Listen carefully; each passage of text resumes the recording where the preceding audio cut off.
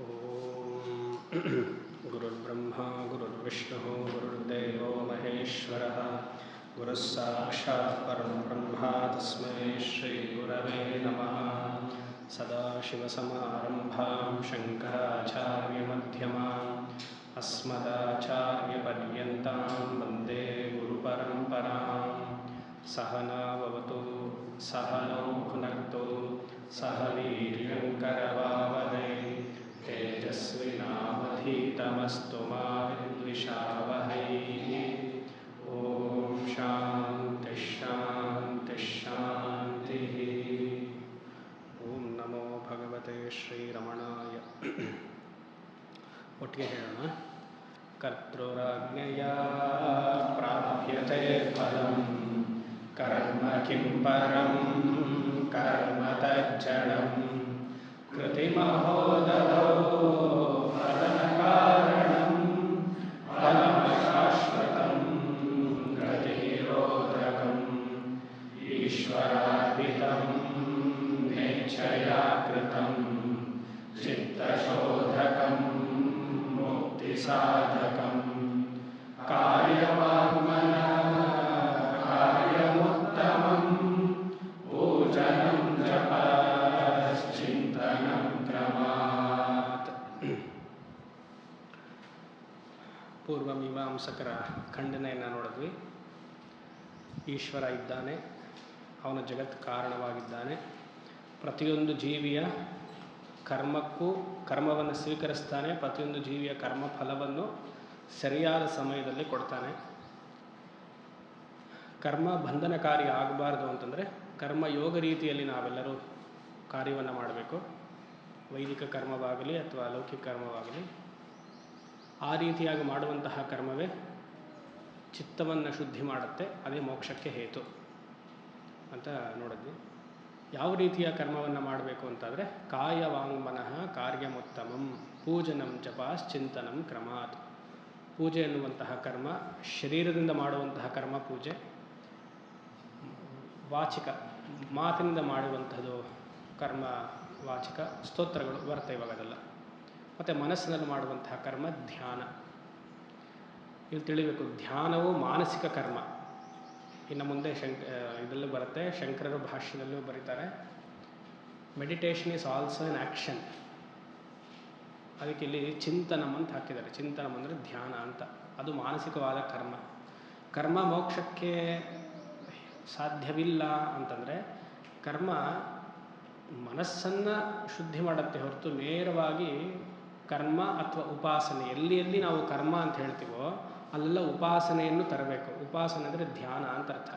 ಯಾಕಂದರೆ ಉಪಾಸನೆಯು ಕರ್ಮವಾಗಿರೋದ್ರಿಂದ ಆ ಉಪಾಸನೆಯು ಮುಂದೆ ಮೋಕ್ಷಕ್ಕೆ ಹೇತುವಲ್ಲ ಅಂತ ರಮಣರು ಬರ್ತಾರೆ.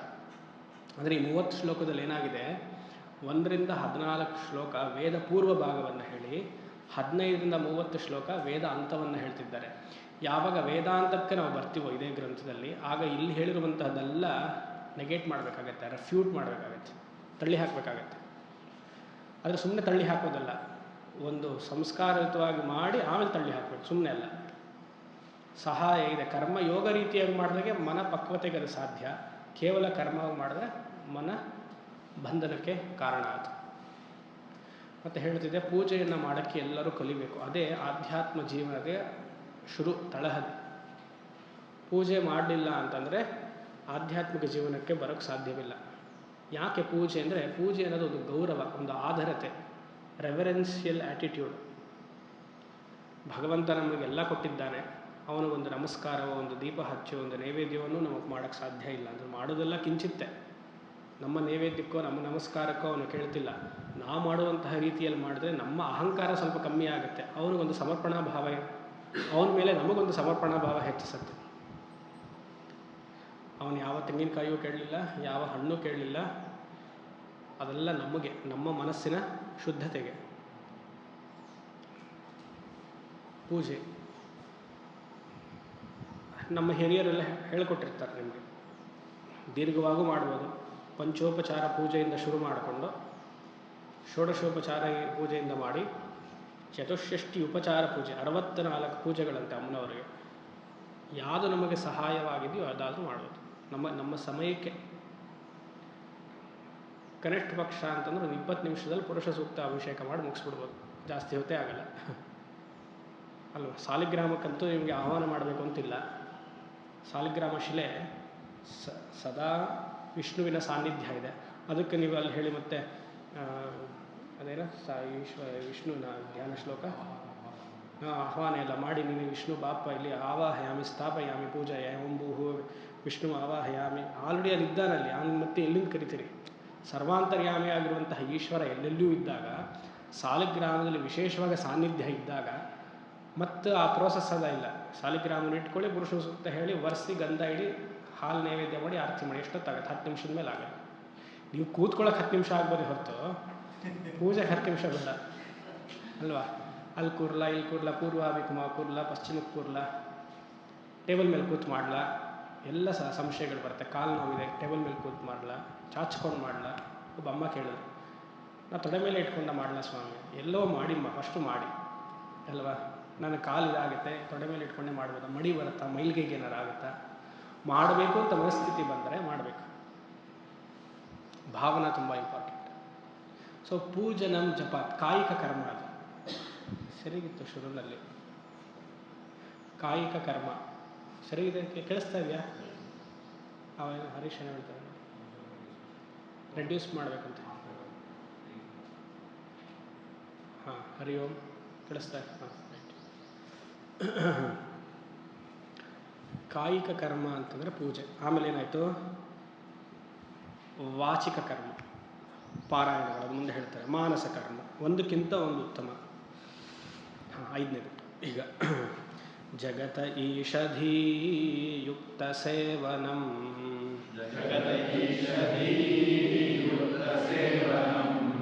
ಅಷ್ಟಮೂರ್ತಿಭೃದ್ದೇವ ಪೂಜನಂ,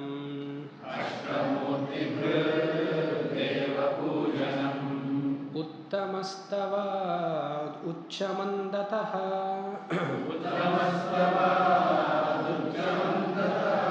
ಚಿತ್ತಜಂ ಜಪಾಧ್ಯಾನಮುತ್ತಮಂ,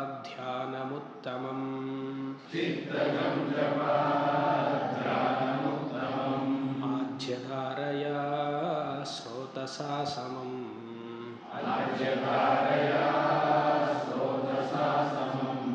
ಸರಳಚಿಂತನಂ ವಿರಳತಃ ಪರಂ.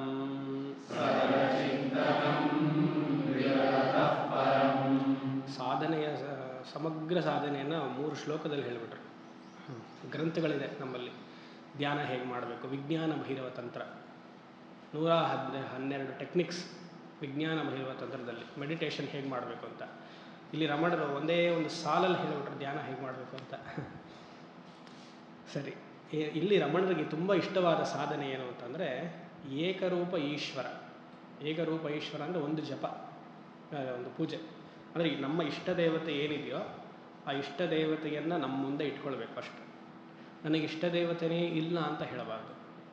ನನಗೆಲ್ಲ ದೇವರು ಇಷ್ಟ ಅಂತ ಹೇಳಬಾರ್ದು. ಎಲ್ಲ ದೇವರು ಇಷ್ಟ ಅಂತಂದರೆ ನಿಮ್ಮ ಮನಸ್ಸು ಒಂದು ಕಡೆ ಇಲ್ಲ ಅಂತ ಅರ್ಥ. ಕೇಂದ್ರೀಕೃತವಾಗಬೇಕು ಅಂತಂದರೆ ಒಂದು ಇಷ್ಟ ದೇವತೆಯ ಮೇಲೆ ಇರಬೇಕು. ಸ್ವಾಮಿ ಇಲ್ಲ ಅಂತಂದರೆ ನಿಮ್ಮ ಕುಲದೇವತೆ ಆದರೂ ತೊಗೊಳ್ಬೇಕು, ಯಾವುದೋ ಒಂದು ದೇವತೆ. ಆ ದೇವತೆಯ ಮೇಲೆ ನಿಮ್ಮ ಮನಸ್ಸನ್ನೆಲ್ಲ ಹರಿಸ್ಬೇಕಲ್ಲಿ.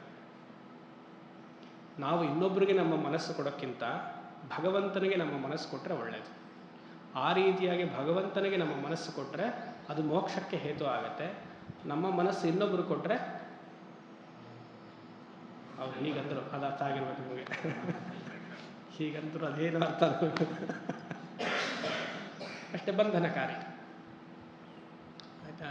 ನಾವು ಚಿಕ್ಕ ವಯಸ್ಸಲ್ಲೋ ಹುಡುಕಾಟದಲ್ಲೋ ಅಲ್ಲ, ನಿಮಗೆಲ್ಲ ವಯಸ್ಸಾಗಿದೆ ಪರವಾಗಿಲ್ಲ, ಮನಸ್ಸನ್ನು ಯಾರ್ಯಾರಿಗೋ ಕೊಟ್ಬಿಟ್ಟಿರ್ತೀವಿ. ಅದೆಲ್ಲ ಆ ಥರ ಎಲ್ಲ ಒಂದು ಇದು ಫ್ರೇಸ್, ಒಂದು ಡೈಲಾಗೆಲ್ಲ ಹೇಳ್ತೀವಿ. My mind is yours, I am for you. ಇದು ಹುಚ್ಚು ಅಂತ ಅರ್ಥ ಇದೆ. ಇದೆಲ್ಲ ಸಾಧ್ಯವೇ ಇಲ್ಲ. ಒಂದು ಮನಸ್ಸನ್ನು ಇನ್ನೊಬ್ರು ಕೊಡೋಕ್ಕೆ ಸಾಧ್ಯವೇ ಇಲ್ಲ. ಯಾಕಂದರೆ ಕರ್ಮ ಮಾಡಿರೋದೇ ಬೇರೆ ರೀತಿಯಾಗಿದೆ. ಆ ರೀತಿಯಾಗಿದ್ದಾಗ ಮನಸ್ಸು ಇನ್ನೊಬ್ರು ಕೊಡೋದು ಹೇಗೆ ಸಾಧ್ಯ? ಅರ್ಥ ಆಯ್ತಾ? ಯಾವುದೋ ಚಲನಚಿತ್ರ ನೋಡಿರ್ತೀವಿ, ಯಾವುದೋ ಒಂದು ಪೊಯೆಟ್ ಓದ್ಬಿಟ್ಟಿರ್ತೀವಿ, ಒಂದು ಕವಿತೆ ಓದ್ಬಿಟ್ಟಿರ್ತೀವಿ, ನಾನು ಅದೇ ಥರ ಹೇಳಬೇಕು ಅಂತ. ಮನಸ್ಸಿರದೆ ಕರ್ಮ ಎಕ್ಸಾಷನ್ಗೆ, ಕರ್ಮ ಕಳೆಯೋದಕ್ಕೆ. ಮತ್ತು ಪ್ರತಿಯೊಬ್ಬರು ಮನೆಯಲ್ಲೆಲ್ಲ ಯಾರೆಲ್ಲ ಇರ್ತಾರೆ, ನಮ್ಮ ಕರ್ಮ ಕಳಿಯೋಕ್ಕೆ ಅವರೆಲ್ಲ ಇರೋದು. ಆ ಥರ ಕಳಿಯೋಕ್ಕಿದ್ದಾಗ ಅವ್ರಿಗೆ ಹೇಗೆ ನೀವು ಮನಸ್ಸು ಕೊಡೋಕ್ಕೆ ಸಾಧ್ಯ? ಇದೆಲ್ಲ ಯೋಚನೆ ಮಾಡಿರಲ್ಲ ನಾವು, ಬೆತ್ತಾಗಿ ಮಾತಾಡ್ಬಿಟ್ಟಿರ್ತೇವೆ. ಆ ಏಕಚಿಂತನ ಅಂದರೆ ಇಷ್ಟ ದೇವತೆಯ ಪೂಜೆಯಿಂದ ಆಮೇಲೆ ಅನೇಕ ಈಶ್ವರತ್ವಕ್ಕೆ ಹೋಗ್ಬೇಕು ನಾವು.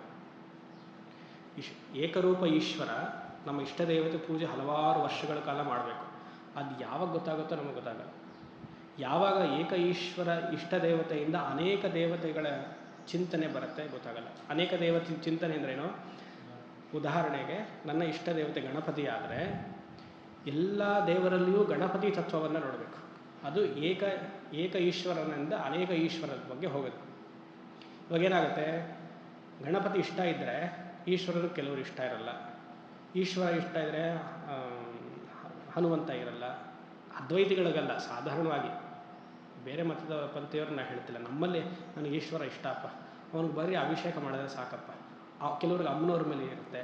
ಅಂದರೆ ಒಂದು ದೇವತೆ ಮೇಲೆ ಇದ್ದರೆ ಶುರುನಲ್ಲಿ ಒಳ್ಳೆಯದು. ಆ ಅಮ್ಮನವರ ತತ್ವವನ್ನು ಎಲ್ಲ ದೇವರಲ್ಲೂ ನೋಡಬೇಕು.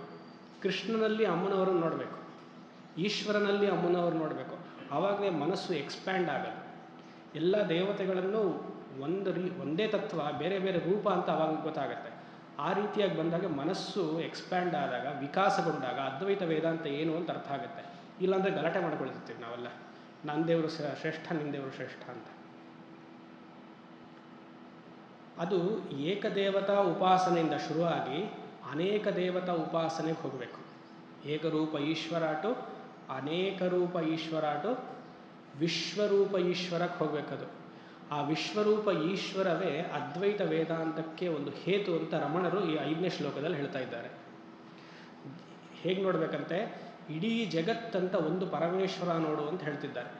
ಜಗತ ಈಶ ಧೀಹಿ, ದೀಹಿ ಅಂದರೆ ಬುದ್ಧಿ, ಬುದ್ಧಿ ಅಂದರೆ ಮನಸ್ಸು. ಮನಸ್ಸಿನಲ್ಲಿ ಜಗತ್ಕಾರಣ ಬ್ರಹ್ಮ ಆಗಿರುವಂಥ ಈಶ್ವರನನ್ನು ಎಲ್ಲದರಲ್ಲಿಯೂ ನೋಡು. ಎಲ್ಲೆಲ್ಲಿ ನೋಡಬೇಕು? ಅಷ್ಟಮೂರ್ತಿ ಭೃತ್ ದೇವಪೂಜನಂ. ಈ ಕಾಯಿಕದಿಂದ ಪೂಜೆ ಅಂತ ಹೇಳಿದ್ರಲ್ವ, ಆ ಪೂಜಾ ಅನ್ನೋದಕ್ಕೆ ಡೆಫಿನೇಷನ್ ಇಲ್ಲಿ ಕೊಡ್ತಿದ್ದಾರೆ. ದೇವಪೂಜನಂ. ಸಾಲಿಗ್ರಾಮವೋ ಶಿವಲಿಂಗವೋ ಶ್ರೀಯಂತ್ರವೋ ಶುರುನಲ್ಲೇ ಸಾಕು. ನಾವು 60 ವಯಸ್ಸಿಗೆ ಪೂಜೆ ಶುರು ಮಾಡಿದರೆ ಕಷ್ಟ. ಚಿಕ್ಕ ವಯಸ್ಸಿನಿಂದ ಮಾಡ್ಕೊಂಡು ಬಂದಿದ್ರೆ ಸಹಾಯ ಆಗುತ್ತೆ. ಅಥವಾ ಹೋದ ಜನ್ಮದಲ್ಲಿ ಮಾಡ್ಕೊಂಡು ಬಂದರೆ ಚಿಕ್ಕ ವಯಸ್ಸಲ್ಲೇ ಧ್ಯಾನ ಸ್ಥಿತಿಗೆ ಒಬ್ರು ಕೂತಿರ್ತಾರೆ, ಪ್ರಪಂಚವನ್ನು ನೋಡಿ ವಿಶ್ವರೂಪ ಅಂತ ಹೇಳ್ತಾರೆ. ಆ ವಿಶ್ವರೂಪವನ್ನು ಇಲ್ಲಿ ಹೇಳ್ತಿದ್ದಾರೆ ರಮಣರು. ಪ್ರತ್ಯೇಕವಾದ ಸಾಲಿಗ್ರಾಮದಲ್ಲಿ ಏನು ನೀನು ನೋಡ್ತಿದೆಯಾ, ಜಗತ್ತೇ ಒಂದು ವಿಸ್ತಾರವಾದ ಸಾಲಿಗ್ರಾಮ ಅಂತ ಅಂದ್ಕೋ. ಸಾಲಿಗ್ರಾಮವೂ ಒಂದು ಮೊಟ್ಟೆ ಸೈಜು ಅಥವಾ ಒಂದು ಉಂಡೆ ಸೈಜಲ್ಲಿದೆ, ಅದರಲ್ಲೂ ಆಕಾರ ಬೇರೆ ಬೇರೆ ಥರ ಇದೆ. ಇಡೀ ಪ್ರಪಂಚವೇ ಒಂದು ಸಾಲಿಗ್ರಾಮ ಅಂತ ಅನ್ಕೋ. ಇಡೀ ಪ್ರಪಂಚವೇ ಈಶ್ವರ ಲಿಂಗ ಅಂತ ಅನ್ಕೋ. ಇಡೀ ಪ್ರಪಂಚವೇ ಶ್ರೀ ಅಂತ ಅನ್ಕೋ.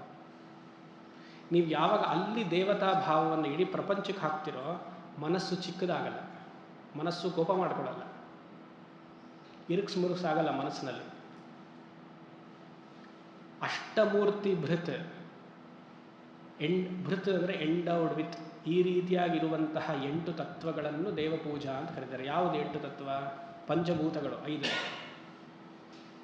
6ನೇದು ಸೂರ್ಯ, 7ನೇದು ಚಂದ್ರ, 8ನೇದು ಪ್ರತಿಯೊಂದು ಜೀವರಾಶಿಗಳು.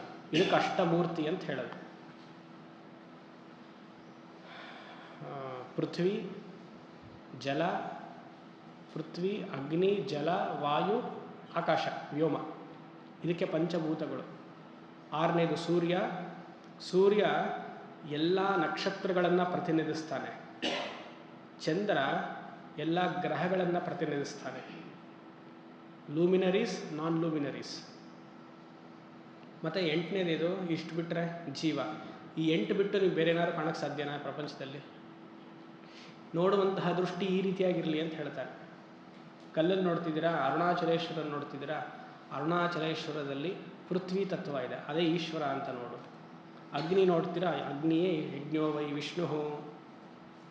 ನೀರು ನೀರೇನು, ಪ್ರತಿಯೊಂದು ಟ್ಯಾಂಕಲ್ಲಿದ್ರೂ ಗಂಗೆನೇ ಅಲ್ವಾ? ಅಲ್ಲೇ ಗಂಗೆಗೆ ಹೋಗಬೇಕು ಅಂತಿಲ್ಲ, ಇಲ್ಲೇ ಗಂಗೆ ಚೈಮುನಿ ಚೈವ. ಅದಕ್ಕೆ ಈಶ್ವರಾರ್ಪಿತ ಅವಾಗ ಹೇಳಿದ್ದು ನಾನು, ಬೆಳಗ್ಗೆ ಹೇಳೋದ್ರಿಂದ ಮಲ್ಕೊಳ್ಳೋದ್ವರೆಗೂ ಅಂತ. ಎಲ್ಲ ಭಾವನೆ ನಮ್ಮಲ್ಲಿ. ಭಾವನೆ ಬರೋದಕ್ಕೋಸ್ಕರ ಎಕ್ಸ್ಟರ್ನಲ್ ವರ್ಷಿಪ್. ಬಹಿರಂಗ ಸಾಧನೆ ಯಾಕೆ? ಅಂತರಂಗ ಸಾಧನೆ ಚೆನ್ನಾಗಾಗೋಕ್ಕೆ. ಅಂತರಂಗ ಸಾಧನೆ ಚೆನ್ನಾಗಾಯಿತು, ಬಹಿರಂಗ ಸಾಧನೆಯನ್ನು ಕಮ್ಮಿ ಮಾಡ್ಕೊಳ್ಬೇಕು.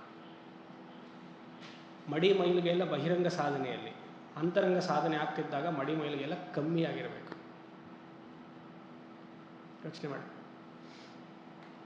ಈ ವಿಶ್ವರೂಪ ಈಶ್ವರನನ್ನು ನೀನು ಮನಸ್ಸಿನಲ್ಲಿ ಹಾಕೊಂಡ್ರೆ ಮನಸ್ಸು ವಿಕಸನಗೊಳ್ಳುತ್ತೆ, ಎಕ್ಸ್ಪ್ಯಾಂಡ್ ಆಗುತ್ತೆ, ಆಕಾಶದಂತೆ ಎಕ್ಸ್ಪ್ಯಾಂಡ್ ಆಗುತ್ತೆ. ಇಲ್ಲ ಅಂದರೆ ಪೂಜೆಯಲ್ಲೂ ಗಲಾಟೆ ಮಾಡ್ತೀವಿ ನಾವು. ಈ ಏಕರೂಪ ಈಶ್ವರ ಚಿಂತನೆ ಇದ್ದರೆ ಪೂಜೆಯಲ್ಲೂ ಗಲಾಟೆ ಮಾಡ್ತೀವಿ. ಹೇಗೆ ಗಲಾಟೆ ಮಾಡ್ತೀವಿ? ಹೂ ಸರಿ ಇಲ್ಲ ಅಂತೀವಿ, ಹಾಲು ಸರಿಯಾಗಿ ತಂದುಕೊಡ್ಲಿಲ್ಲ ಅಂತ ಹೇಳ್ತೀವಿ, ನೀನು ಸ್ನಾನ ಮಾಡದೆ ಮುಟ್ಟಿದೆ ಅಂತೀವಿ, ಬೈತೀವಿ.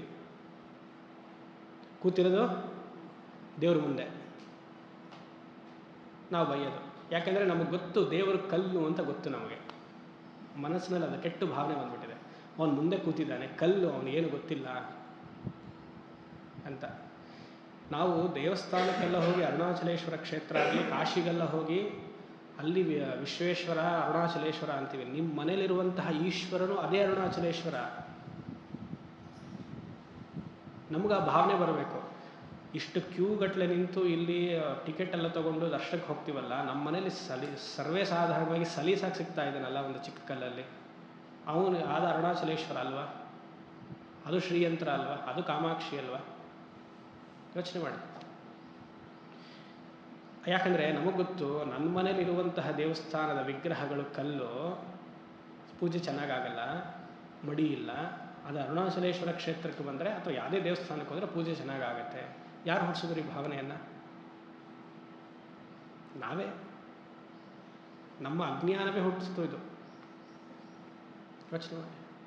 ಎಲ್ಲಿಯವರೆಗೂ ನಮಗದು ಕಲ್ಲು ಇಲ್ಲಿ ಅದು ಸಾನ್ನಿಧ್ಯ ಇದೆ ಅಂದರೆ ಅಲ್ಲಿವರೆಗೂ ನಾವು ಆಧ್ಯಾತ್ಮಿಕ ಜೀವನದಲ್ಲಿ, ಆಧ್ಯಾತ್ಮ ರಿಲಿಜಿಯಸ್ ಲೈಫಲ್ಲೇ ಮುನ್ನೇರಕ್ಕಾಗಲ್ಲ. ನನ್ನ ಮನೇಲಿರುವಂತಹ ದೇವಸ್ಥಾನ ಸಾಧಾರಣವಾದ ಪಠ ಆದ್ರೂ ಅಲ್ಲಿ ವೆಂಕಟೇಶ್ವರನ ಸಾನ್ನಿಧ್ಯ ಇದೆ, ಅಲ್ಲಿ ನಮ್ಮ ನಿಜವಾದ ದೇವರ ಸಾನ್ನಿಧ್ಯ ಇದೆ. ಆ ಭಾವನೆ ಬರಬೇಕು. ಆವಾಗ ನೀವು ದೇವಸ್ಥಾನಕ್ಕೆ ಹೋಗಬಾರ್ದು ಅಂತಲ್ಲ, ಹೋಗಿ ಅಲ್ಲಿ ಏನಿದೆಯೋ ನಿಮ್ಮ ಮನೇಲೂ ಅದೇ ಇದೆ, ಆ ಭಾವನೆ ಬರುತ್ತೆ. ಅದು ಏಕರೂಪ ಈಶ್ವರ, ವಿಶ್ವರೂಪ ಈಶ್ವರ ಅದು. ಆಮೇಲೆ ಪ್ರತಿಯೊಂದು ಜೀವಿಗಳಲ್ಲಿಯೂ ಆ ಈಶ್ವರ ತತ್ವವನ್ನು ನೋಡಬೇಕು. 11ರಿಂದ 2 ಅಥವಾ ಪ್ರವಚನದಲ್ಲಿ ಹೇಳಿದಾಗ ಮಾತ್ರ ಅಲ್ಲ, ಕಾರ್ಯಗತವಾಗಿ ತರಬೇಕದು. ವೇದಾಂತ ಈಸ್ ಪ್ರಾಕ್ಟಿಕಲ್, ನಾಟ್ ಥಿಯರಿ. ಇಲ್ಲಿ ನಾನು ಕೂತೆ ಇಷ್ಟು 1 ಗಂಟೆವರೆಗೂ ಹೇಳಿ ಆಮೇಲೆ ಅಯ್ಯೋ ನೀವು ಸರಿ ಇಲ್ಲ ರೀ ಅಂದರೆ, ನನಗೆ ಇಂತಹ ಭಕ್ತರು ಮಾತ್ರ ಬೇಕು, ಇವರೆಲ್ಲ ಬೇಡ ಅಂತಂದರೆ ಯೋಚನೆ ಮಾಡಿ ಅಲ್ವಾ? ಅವಾಗ ನಾನು ಸರಿ ಇಲ್ಲ, ನನ್ನ ಕೇಳೋ ಉಪದೇಶ ಅಂತ ನೀವು ಸರಿ ಇಲ್ಲ ಅಂತಲೇ ಅರ್ಥ. ಅದು ಇಮ್ಮಿಡಿಯೇಟಾಗಿ ಎಫೆಕ್ಟಿಗೆ ಬರಬೇಕದು. ಪುಸ್ತಕದಲ್ಲಿ ಏನು ಕೇಳ್ತೀವೋ, theory and practical are same in Vedanta. ಈ ಅಷ್ಟಮೂರ್ತಿ ವಿಶ್ವರೂಪ ಈಶ್ವರನ ಪೂಜೆಯನ್ನು ನೀನು ಮಾಡು, ಆವಾಗಲೇ ಮನಸ್ಸು ವಿಕಸನಗೊಳ್ಳುತ್ತೆ. ಅದಕ್ಕೆ ಚಾಂದೋಗ್ಯ ಉಪನಿಷತ್ತಿನಲ್ಲೆಲ್ಲ ಆಕಾಶದ ಬಗ್ಗೆ ಧ್ಯಾನ ಹೇಳಿದ್ದಾರೆ, ನಕ್ಷತ್ರದ ಬಗ್ಗೆ ಧ್ಯಾನ ಹೇಳಿದ್ದಾರೆ. ಏನು ಮಾಡ್ತೀರಾ ನಕ್ಷತ್ರದ ಬಗ್ಗೆ ಧ್ಯಾನ? ಸಾಧಾರಣವಾಗಿ ನಮಗೆ ಮುಂದೆ ಇರುವಂತಹ ಅಮ್ಮನವ್ರನ್ನ ಸಿಂಧೂರಾರುಣ ವಿಗ್ರಹ ಪ್ರಣಯನಾಂ ಹೇಳೋಕ್ಕೆ ಕಣ್ಣೆಲ್ಲೆಲ್ಲ ಹೋಗುತ್ತೆ ನಮಗೆ. ಅದು ಏನು ಹೇಳ್ತದೆ? ಸಿಂಧೂರಾರುಣ ಯಾವ ಬಣ್ಣ? ಅಂಗಡಿ ಸಿಗೋ ಬಣ್ಣವ, ಕೆಂಪ, ಇಲ್ಲ ಮೆರೂನ? ಇದೆಲ್ಲ ಬರುತ್ತೆ ಪ್ರಶ್ನೆ. ಬಣ್ಣ, ಅದನ್ನು ಫಸ್ಟ್ ಬಣ್ಣ ಅಂತ ನೋಡಬೇಕು. ಸಿಂಧೂರ ಅಂತಂದರೆ ಅರುಣ ಬಣ್ಣ, ಅರುಣೋದಯ ಸೂರ್ಯದಂತೆ ಉದಯಿಸ್ತಿರುವಂತಹ ಬಣ್ಣಕ್ಕೆ ಸಿಂಧೂರ ಅಂತ ಹೆಸರು. ಆ ರೀತಿಯಾಗಿ ಧ್ಯಾನ ಮಾಡೋಕ್ಕೆ ಹೇಳಿದ್ದಾರೆ. ಅದು ಏಕರೂಪ ಚಿಂತನೆ. ಇಲ್ಲ ಆಚಾರ್ಯರು ಹೇಳಿರೋದು ವಿಶ್ವರೂಪ ಚಿಂತನೆ, ಅರೂಪ ಚಿಂತನೆ. ಕಲ್ಲಲ್ಲಿ ದೇವರವನ್ನು ನೋಡು ಅಂತ ಹೇಳ್ತಿದ್ದಾರೆ, ಒಂದೊಂದು ತತ್ವದಲ್ಲಿ ದೇವರವನ್ನು ನೋಡು ಅಂತ. ಹೇಗೆ ನೋಡ್ತೀರಾ ಅಂದರೆ ಸಾನ್ನಿಧ್ಯ ಅಷ್ಟೇ, ದಟ್ ಎನರ್ಜಿ. ಅಷ್ಟಮೂರ್ತಿ ಬೃಹತ್ ದೇವಪೂಜನಂ, ಇದಲ್ಲೂ ಬಂತಲ್ಲ ನಮ್ಮ ಯಾವುದಲ್ಲಿ ದಕ್ಷಿಣಾಮೂರ್ತಿ ಸ್ತೋತ್ರದಲ್ಲಿ, ಭೂರಂಭಾಂಸನಲೋ ನಿಲೋಂಬರಮಹರ್ ನಾಥೋ ಹಿಮಾಂಶು ಪುಮಾನ್ ಇತ್ಯಾಭಾತಿ ಚರಾಚರಾತ್ಮಕಮಿದಂ ಮೂರ್ತ್ಯೈವ ಅಷ್ಟಕಂ ಯಸ್ಯೈವ ಮೂರ್ತ್ಯಷ್ಟಕಂ ನಾನ್ಯತ್ ಕಿಂಚತ ವಿದ್ಯತೆ ವಿಮೃಶತಾಂ ಯಸ್ಮಾತ್ ಪರಸ್ಮಾದ್ ವಿಭೋ ತಸ್ಮೈ ಶ್ರೀ ಗುರುಮೂರ್ತಯೇ ನಮ ಇದಂ ಶ್ರೀ ದಕ್ಷಿಣಾಮೂರ್ತಯೇ. ಅಲ್ಲೂ ಅದೇ ಹೇಳಿರೋದು, ಅದೇ ದಕ್ಷಿಣಾಮೂರ್ತಿಗಳೇ ರಮಣರಾಗಿ ಹೇಳ್ತಾ ಇರೋದು, ಅದೇ ಶಂಕರರೇ ಇಲ್ಲಿ ರಮಣರು ಅಷ್ಟೇ. ಯೋಚನೆ ಮಾಡಿ. ಈಶಾವಾಸ್ಯಮಿದಂ ಸರ್ವಂ ಅಂತ ಬಂತು ಈಶಾವಾಸ್ಯದಲ್ಲಿ. ಅಲ್ಲಿ ಶಂಕರಾಚಾರ್ಯರು ಈಶಾವಾಸ್ಯದಕ್ಕೆ ಈಶ್ವರ ಪರಮೇಶ್ವರ ಅಂತಲೇ ಬರೀತಾರೆ. ಈಶಃ ಈಟ್ ಇತಿ ಪರಮೇಶ್ವರ ವಾಸ್ಯಂ ಆಚ್ಛಾದನೀಯಂ. ಎಲ್ಲವೂ ಪರಮೇಶ್ವರ ಅಂತ ಹೊದಿಕೆ ಮಾಡುವ. ಆಚ್ಛಾದನೀಯಂ ಅಂದರೆ ಹೊದಿಕೆ ಅಂತ. ಪ್ರಪಂಚವನ್ನು ಈಶ್ವರತ್ವದಲ್ಲಿ ಹೊದಿಕೆ ಹಾಕಿಬಿಡು. ಬೆಡ್ಶೀಟ್ ಥರ ಪ್ರಪಂಚವನ್ನು ಅದರ ಮೇಲೆ ಹೊದಿಕೆ ಹಾಕುವಂತಾರೆ. ನೀವು ಇಲ್ಲ ಇವಾಗಿಲ್ಲ ಒಪ್ಪಬಹುದು, ಅಲ್ಲಿ ಗಲ್ಫಲ್ಲಿ ಪ್ರಾಬ್ಲಮ್ ಆಗ್ತಾಯಿದೆ, ಅದೆಲ್ಲ ಒಪ್ಪಕ್ಕಾಗಲ್ಲ ಅನ್ಬಾರ್ದು. ವೇದಾಂತ ಈಸ್ ಇಂಡಿಪೆಂಡೆಂಟ್, ಉಪದೇಶ ಸಾರ ಈಸ್ ಇಂಡಿಪೆಂಡೆಂಟ್. ಅಂದರೆ ನಮ್ಮ ಇನ್ನಬಿಲಿಟಿ, ನಮಗೆ ಸಾಮರ್ಥ್ಯ ಇಲ್ಲದೇ ಇದ್ದರೆ ನಾವು ಈ ಥರ ರೀತಿಯೆಲ್ಲ ಉದಾಹರಣೆಯನ್ನು ಕೊಡ್ತೀವಿ. ಅವ್ರು ಹಾಗೆ ಮಾಡ್ತಿದ್ದಾರೆ, ಇವ್ರು ಹೇಗೆ ಮಾಡ್ತಿದ್ದಾರೆ. ಕ್ಷಾತ್ರ ಧರ್ಮ ಬೇರೆ. ಕ್ಷಾತ್ರ ಧರ್ಮಕ್ಕೂ ಅದ್ವೈತ ವೇದಾಂತಕ್ಕೂ ಬಹಳ ಅಜಗಜಾಂತರ ವ್ಯತ್ಯಾಸ ಇದೆ. ನೀವು ಕ್ಷಾತ್ರ ಧರ್ಮದ ಚಿಂತನೆಗೆ ಹೋದರೆ ಇಲ್ಲಿ ಬರೋಕ್ಕೆ ಸಾಧ್ಯವಿಲ್ಲ. ಅದ್ವೈತ ವೇದಾಂತ ಯಾವಾಗಲೂ ಸೆಲ್ಫಿಶ್, ಸ್ವಾರ್ಥ. ಅದು ಎಷ್ಟು ರೀತಿಯಾಗಿ ಸ್ವಾರ್ಥ ಅಂದರೆ ಮೋಕ್ಷ ಕೊಡೋದವರೆಗೂ ಸ್ವಾರ್ಥ. ಅದು ಆ ರೀತಿಯಾಗಿ ಸ್ವಾರ್ಥ. ಅದು ನೀವು ಸ್ವಾರ್ಥದ ಮೋಕ್ಷಕ್ಕೂ ಅಂತಂದರೆ ಆ ಥರ ಪದ ಇಲ್ಲ, ನಾನು ಉಪಯೋಗಿಸ್ತಾ ಇರೋದು. ಸ್ವಾರ್ಥ ಅಂದರೆ ಏನೂ ಬೇಡ, ಆರಾಮಾಗಿರಬೇಕು ಅನ್ನೋದಕ್ಕೂ ಕ್ಷಾತ್ರ ಧರ್ಮಕ್ಕೂ ಅಜಗಜಾಂತರ ವ್ಯತ್ಯಾಸ ಇದೆ. ಒಂದು ಪ್ರವೃತ್ತಿ ಮಾರ್ಗ, ಇನ್ನೊಂದು ನಿವೃತ್ತಿ ಮಾರ್ಗ. ಅದಕ್ಕೆ ರಮಣರ ಹತ್ರ ಕೇಳಿದ್ರಲ್ಲ, ಮಹಾತ್ಮ ಗಾಂಧಿ ಅವರ ಕ್ವಿಟ್ ಇಂಡಿಯಾ ಮೂಮೆಂಟ್ ಬಗ್ಗೆ ಒಬ್ಬರು ಬಂದು ಕೇಳಿದ್ರು, ರಿಪೋರ್ಟರ್ ಬಂದು ಕೇಳಿದ್ರು, what is your opinion about the quit India movement started by Mahatma Gandhi ಹಾಗೆ ಅಂತ. ಗೋ ಆ್ಯಂಡ್ ಆಸ್ಕ್ ಹಿಮ್ ಅಂದರು. ಅವ್ರಿಗೆ ಹೋಗಿ ಕೇಳಿ ಅಂತ. ಯಾಕೆ ನಾವಾದ್ರೆ ಏನು ಹೇಳಿ ಸಡನ್ನಾಗಿ ಈ ಥರ ಬಂದಾಗ, ಇವಾಗ ಗಲ್ಫಲ್ಲಿ ಪ್ರಾಬ್ಲಮ್ ಆಗ್ತಿದೆ, ನಾವು ಆರ್ಟಿಕಲ್ಸ್ ಬರಿತೀವಿ, ಬ್ಲಾಗ್ ಬರಿತೀವಿ, ಹೀಗೆ ಮಾಡಬಾರ್ದಾಗಿತ್ತು. ರಮಣರು ಎಷ್ಟು ಚೆನ್ನಾಗಿ ಉತ್ತರ ಕೊಟ್ಟರು. ಸೆಲ್ಫ್ ಅಲ್ಲ ಅಂದರೆ ಅವರು ಸದಾ ಅವೇರ್ನೆಸ್, ಅರಿವಿದೆ ಅಂತ. ನಾನು ಶುರು ಮಾಡಿಲ್ಲಪ್ಪ ಕ್ವಿಟ್ ಇಂಡಿಯಾ ಮೂಮೆಂಟ್. ನಾನು ಮಾಡಿದರೆ ನೀನು ನನ್ನ ಕೇಳಬೇಕು, ಪ್ರತಿಕ್ರಿಯಿಸ್ಬೇಕು. ಯಾರೋ ಶುರು ಮಾಡಿದ ನನ್ನ ಒಪಿನಿಯನ್ ಹೇಗೆ ಕೇಳ್ತೀಯ ನೀನು? ಗಾಂಧಿ ತಾನೇ ಸ್ಟಾರ್ಟ್ ಮಾಡಿದ್ದು, ಗಾಂಧಿನ ಹೋಗಿ ಕೇಳು. ನಾವಾಗಿದ್ದಿದ್ರೆ ಹಾಗಾಗಬಾರ್ದಾಗಿತ್ತು, ಮೋದಿ ಮಾಡಿದ್ದು ಸರಿಗಿತ್ತು, ಅದಕ್ಕೆ ವಿಶ್ವದಲ್ಲೆಲ್ಲ ಹೋಗಿದ್ದಾರೆ ಅವರು, ಇದೆಲ್ಲ ಶುರು ಮಾಡ್ತಾರೆ. ನಾವು ಶುರು ಮಾಡಿದ್ವ ವಾರು? ಅವರೇನೋ ಮಾಡ್ಕೊಳ್ತಿದ್ದಾರೆ ತಾನೆ, ಅವರು ಪ್ರತಿಕ್ರಿಯಿಸ್ತಾರೆ ಬಿಡಿ, ಯೋಚನೆ ಮಾಡಿ. ಅದ್ವೈತ ವೇದಾಂತದ ಹಿನ್ನೆಲೆಯಲ್ಲಿ ಈ ರೀತಿಯಾಗಿ ಯೋಚನೆ ಮಾಡಬೇಕು. ಸಾಮಾಜಿಕ ಹಿನ್ನೆಲೆಯಲ್ಲಿ ಈ ರೀತಿಯಾಗಿ ಯೋಚನೆ ಮಾಡಬಾರ್ದು. ಯಾವುದನ್ನು ಯಾವ ಹಿನ್ನೆಲೆಯಲ್ಲಿ ಯೋಚನೆ ಮಾಡಬೇಕು ಅನ್ನೋದು ಮನಪಕ್ವತೆ ಇರಬೇಕು ಅಲ್ವಾ? ಒಬ್ಬರು ಬಂದು ರಮಣರ ಹತ್ರ, ನಾನು ಅದು ಮಾಡ್ತೀನಿ ಅಂದರೆ ನಾನು ಆ ಶಾಲೆಯನ್ನು ಕಟ್ಟಿಸ್ತೀನಿ, ಇದು ಮಾಡ್ತೀನಿ, ಎಲ್ಲ ಬಡ ಮಕ್ಕಳಿಗೆಲ್ಲ ಸಹಾಯ ಮಾಡ್ತೀನಿ ಅಂತಲ್ಲ ಅಂದರು. ನೀನು ಯಾತಕ್ಕೆ ಬಂದಿದೆಯಾ ಅದು ಫಸ್ಟ್ ತಿಳ್ಕೊ. ಒಂದ ವೇಲೆಯ ಪಾರ್ ಅಂದರು ತಮಿಳಲ್ಲಿ. ನೀನು ಯಾತಕ್ಕೆ ಬಂದಿದೆಯಾ? ಮೋಕ್ಷವನ್ನು ಗಳಿಸೋದಕ್ಕೆ ಬಂದಿದೆಯಾ? ಅದು ಬಿಟ್ಟು ಏನೇನೋ ಮಾಡ್ತೀನಿ ಅಂತ ಹೊರಟಿದೆಯಲ್ಲ. ನಾವೆಲ್ಲರೂ ಮೋಕ್ಷವನ್ನು ಗಳಿಸಿ ಏನೋ ಕರ್ಮದಿಂದ ಬಿಡುಗಡೆ ಮಾಡಿಕೊಂಡು ಆನಂದ ಸ್ಥಿತಿಯಲ್ಲಿರೋದಕ್ಕೆ ನಾವು ಬಂದಿದ್ದೀವಿ. ಪ್ರತಿ ಜನ್ಮವೂ ಅದೇನೆ. ಪ್ರತಿಯೊಂದು ಪ್ರಾಣಿ ಇರುವೆ ಜನ್ಮದಿಂದ ಹಿಡಿದು ಆನೆ ಜನ್ಮದವರೆಗೂ, ಮನುಷ್ಯನ ಜನ್ಮದವರೆಗೂ ನಾವೆಲ್ಲ ಬಿಡುಗಡೆಗೋಸ್ಕರನೇ ಬಂದಿರೋದು. ಮರ್ತು ಬಿಡ್ತೀವಿ. ಆ ಒಂದ ವೇಲೆಯ ಪಾರ್ ಬಿಟ್ಬಿಟ್ಟು ಬೇರೆ ವೇಲೆ ಮಾಡ್ತಾಯಿದ್ವಿ, ಬೇರೆ ಕೆಲಸಗಳನ್ನು ಮಾಡ್ತಾಯಿದ್ವಿ. ಅಷ್ಟಮೂರ್ತಿ ಬೃತ್ ಹೇಳ್ತಾ ಇದ್ದೀನಿ. ನೋಡುವಂತಹ ಚಿಂತನೆಯೆಲ್ಲ ಈಶ್ವರ ಹೊದಿಕೆ. ನೀವು ಹೋಗಿ ಎಲ್ಲ ಹೊತ್ತಿಗೆ ಹಾಕಲ್ಲ, ಮನಸ್ಸಿನಲ್ಲಿರಬೇಕು ಆ ಚಿಂತನೆ. ಎಲ್ಲವೂ ಪ್ರಪಂಚವೇ ಈಶ್ವರ. ಪ್ರಪಂಚ ಅನ್ನುವಂತಹ ಪದವೇ ಬರಬಾರ್ದು ನಮಗೆ, ಈಶ್ವರ ಅಂತ ಬರಬೇಕು. ಕೆಲವು ದೇಶಗಳೆಲ್ಲ ಹೋಗ್ಬಿಟ್ರೆ ಆ ಸಮುದ್ರದ ಕೆಳಗಡೆ ಎಲ್ಲ ನೀವು ನೋಡಿದ್ರೆ ಈಶ್ವರನ ಸೃಷ್ಟಿ ಏನಿದೆ, ಓಷನಾಲಜಿ, ಎಷ್ಟು ಜೀವರಾಶಿಗಳು, ಯಾರು ಸೃಷ್ಟಿ ಮಾಡಿದ್ರು? ಕರ್ತು ಇಲ್ಲ ಅಂತಂದರೆ ಅದು ಹೇಗೆ ತಾನಾಗಿ ಹುಟ್ಕೊಳುತ್ತೆ? ಯೋಚನೆ ಮಾಡಿ. ಯಾವುದು ನಮ್ಮ ಕೈಯಲ್ಲಿದೆ? ನಾನು ಮಾಡ್ತೀನಿ ಅಂತ ಹೇಳ್ತೀವಲ್ಲ, ಯಾವುದು ನಮ್ಮ ಕೈಯಲ್ಲಿದೆ? ಯಾವುದೂ ಇಲ್ಲ. ನಾನು ಮನೆ ನಡೆಸ್ತಾ ಇದ್ದೀನಿ ಸ್ವಾಮಿ, ನಾನು ಆಶ್ರಮವನ್ನು ನಡೆಸ್ತಾ ಇದ್ದೀನಿ, ಮಠವನ್ನು ನಡೆಸ್ತಾ ಇದ್ದೀನಿ. ಮೂರ್ಖ ಅನ್ನಬೇಕು. ನಾನು ಒಬ್ಬ ದೊಡ್ಡ ಮೂರ್ಖ, ಆ ಥರ ಆಶ್ರಮವನ್ನು ನಡೆಸ್ತಾ ಇದ್ದೀನಿ ಅಂತ ಹೇಳಿದ್ರೆ, ನೀವು ದೊಡ್ಡ ಮೂರ್ಖರು ಮನೆಯನ್ನು ನಡೆಸ್ತಾ ಇದ್ದೀನಿ ನೀವು ಅಂತ ಹೇಳಿದ್ರೆ ಸಾಧ್ಯವೇ ಇಲ್ಲ. ನಿಮಗೆ ಸಹಾಯ ಇಲ್ಲ ಅಂದರೆ ನೀವು ಮನೆಯನ್ನು ನಡೆಸೋಕ್ಕೆ ಸಾಧ್ಯ ಇಲ್ಲ. ನನಗೆ ನಿಮ್ಮ ಸಹಾಯ ಇಲ್ಲ ಅಂದರೆ ಆಶ್ರಮ ನಡೆಸೋಕ್ಕೆ ಸಾಧ್ಯ ಇಲ್ಲ. ಮತ್ತು ನನ್ನ ಕಾಂಟ್ರಿಬ್ಯೂಷನ್ ಏನೋ 0, ನಿಮ್ಮ ಕಾಂಟ್ರಿಬ್ಯೂಷನ್ ಏನೋ 0 ಇಲ್ಲ. ಮತ್ತು ಯಾರು ನಡೆಸ್ತಾ ಇದ್ದಾರೆ? ಭಗವಂತ.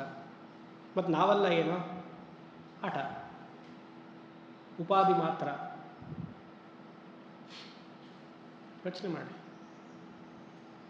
ನಾವು ಕೈ ಎತ್ತಿ ಇದು ನನ್ನ ಕಾಂಟ್ರಿಬ್ಯೂಷನ್ ಅಂತ ಹೇಳಕ್ಕೆ ಸಾಧ್ಯವೇ ಇಲ್ಲ. ಯಾವುದೇ ಇದಲ್ಲೂ ಹೇಳಕ್ಕೆ ಸಾಧ್ಯ ಇಲ್ಲ. ಇಲ್ಲ ಸ್ವಾಮಿ, ನಾನು ದುಡ್ದೆ. ನಿಮಗೆ ದುಡಿಯೋಕ್ಕೆ ಉಪಾಧಿ ಕೊಟ್ಟಿರೋರು ಯಾರು? ಉಪಾಧಿ ಅಂದರೆ ಶರೀರ ಮನಸ್ಸು. ಯಾರು ಕೊಟ್ಟರು? ನೀನು ತಾನಾಗೆ ಹುಟ್ಟುಬಿಡ್ತಾ? ಭಗವಂತ ಕೊಟ್ಟ. ಇಲ್ಲ ಸ್ವಾಮಿ, ಅಪ್ಪ ಅಮ್ಮಂದ್ರೆ ಹೇಗೆ ಕೊಟ್ಟರು? ಸರಿ, ಅಪ್ಪ ಅಮ್ಮಂದರೆ ಕೊಟ್ಟರು. ಆಹಾರ ನಾನು ದುಡ್ದೆ ಸ್ವಾಮಿ. ನೀ ದುಡ್ದೀಯಾ, ರೈತ ದುಡಿದ್ನ? ನೀವು ಹಾಗೆಲ್ಲ ಪ್ರಶ್ನೆ ಮಾಡಬಾರ್ದು. ರೈತ ದುಡಿಲಿಲ್ಲ ಅಂದರೆ ಹೇಗೆ ಬಂತು? ಸರಿ, ರೈತನಿಗೆ ಅದು ಬೆಲೆ ಬೆಳಿಬೇಕು ಅಂತ ಹೇಗೆ ಆಯಿತು? ಫಲವತ್ತಾದ ಭೂಮಿ, ಅದು ಯಾರು ಕೊಟ್ಟರು? ಕೇಳ್ಕೊಂಡಿದ್ದೀವ ಇದೆಲ್ಲ? ನಾ ಕಷ್ಟಪಟ್ಟು ಬೆವರು ಸುರಿಸಿ ದುಡ್ದೆ ತಂದು ಹಾಕ್ತಾ ಇದ್ದೀನಿ ಮನೆಗೆ, ಅದು ಜವಾಬ್ದಾರಿನೇ ಇಲ್ಲ. ಇದು ಎಲ್ಲಿದೆ? ಯಾರು ತಂದು ಹಾಕ್ತಿದ್ದಾರೆ? ನಮ್ಮ ಸಹಾಯ ಮಾಡಲಿಲ್ಲ ಅಂದರೆ ಹೇಗೆ ಸಾಧ್ಯ? ನನ್ನ ಮಾತು ನಿಮಗೆ ಕೇಳಬೇಕು ಅಂತಂದರೆ ಈ ಉಪಕರಣದ ಸಹಾಯ ಇಲ್ಲ ಅಂದರೆ ಕೇಳಿಸತ್ತಾ? ಇಲ್ಲ ಕಿರ್ಚ್ಕೊಳ್ಬೇಕು ನಾನು ಇದರಲ್ಲಿ ಮೈಕ್ ಇಲ್ಲ ಅಂದರೆ? ಯೋಚನೆ ಮಾಡಿ. ಅಷ್ಟಮೂರ್ತಿ ಬೃಹತ್, ಎಲ್ಲವೂ ಈಶ್ವರ ಅಂತ ನೋಡು. ಅದನ್ನು ನಿಜವಾದ ಪೂಜೆ ಅಂತ ರಮಣರಲ್ಲಿ ಹೇಳ್ತಾ ಇರೋದು. ಏಕರೂಪ ಈಶ್ವರದಿಂದ ಅದು ಬೆಳಿಬೇಕು, ಅನೇಕ ರೂಪ ಈಶ್ವರಕ್ಕೆ ಹೋಗಬೇಕು, ವಿಶ್ವರೂಪ ಈಶ್ವರಕ್ಕೆ ಹೋಗಬೇಕು. ಆ ರೀತಿಯಾಗಿ ಹೋದರೆ ಮುಂದೆ ಬರುವಂತಹ ಶ್ಲೋಕಗಳೆಲ್ಲ ಕ್ಲಿಷ್ಟಕರವಾಗಿದೆ, ಅರ್ಥ ಆಗಕ್ಕೆ ಸಾಧ್ಯ. ಯಾಕಂದರೆ ಈ ಪೂಜೆಯಿಂದನೇ ಚಿತ್ತಶುದ್ಧಿಯಾಗದು.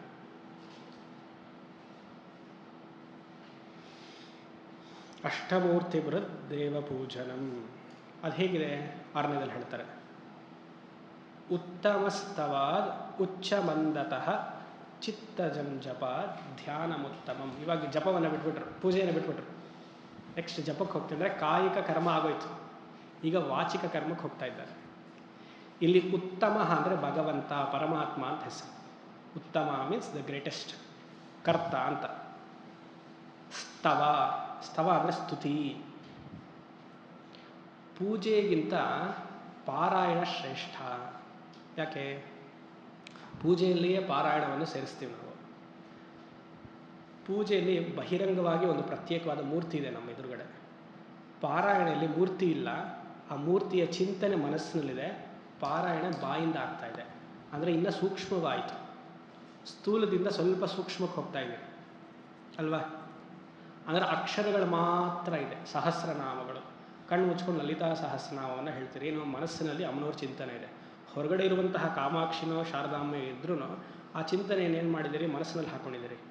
ಅಷ್ಟರ ಮಟ್ಟಿಗೆ ಸೂಕ್ಷ್ಮ ಆಯ್ತು ಅದು.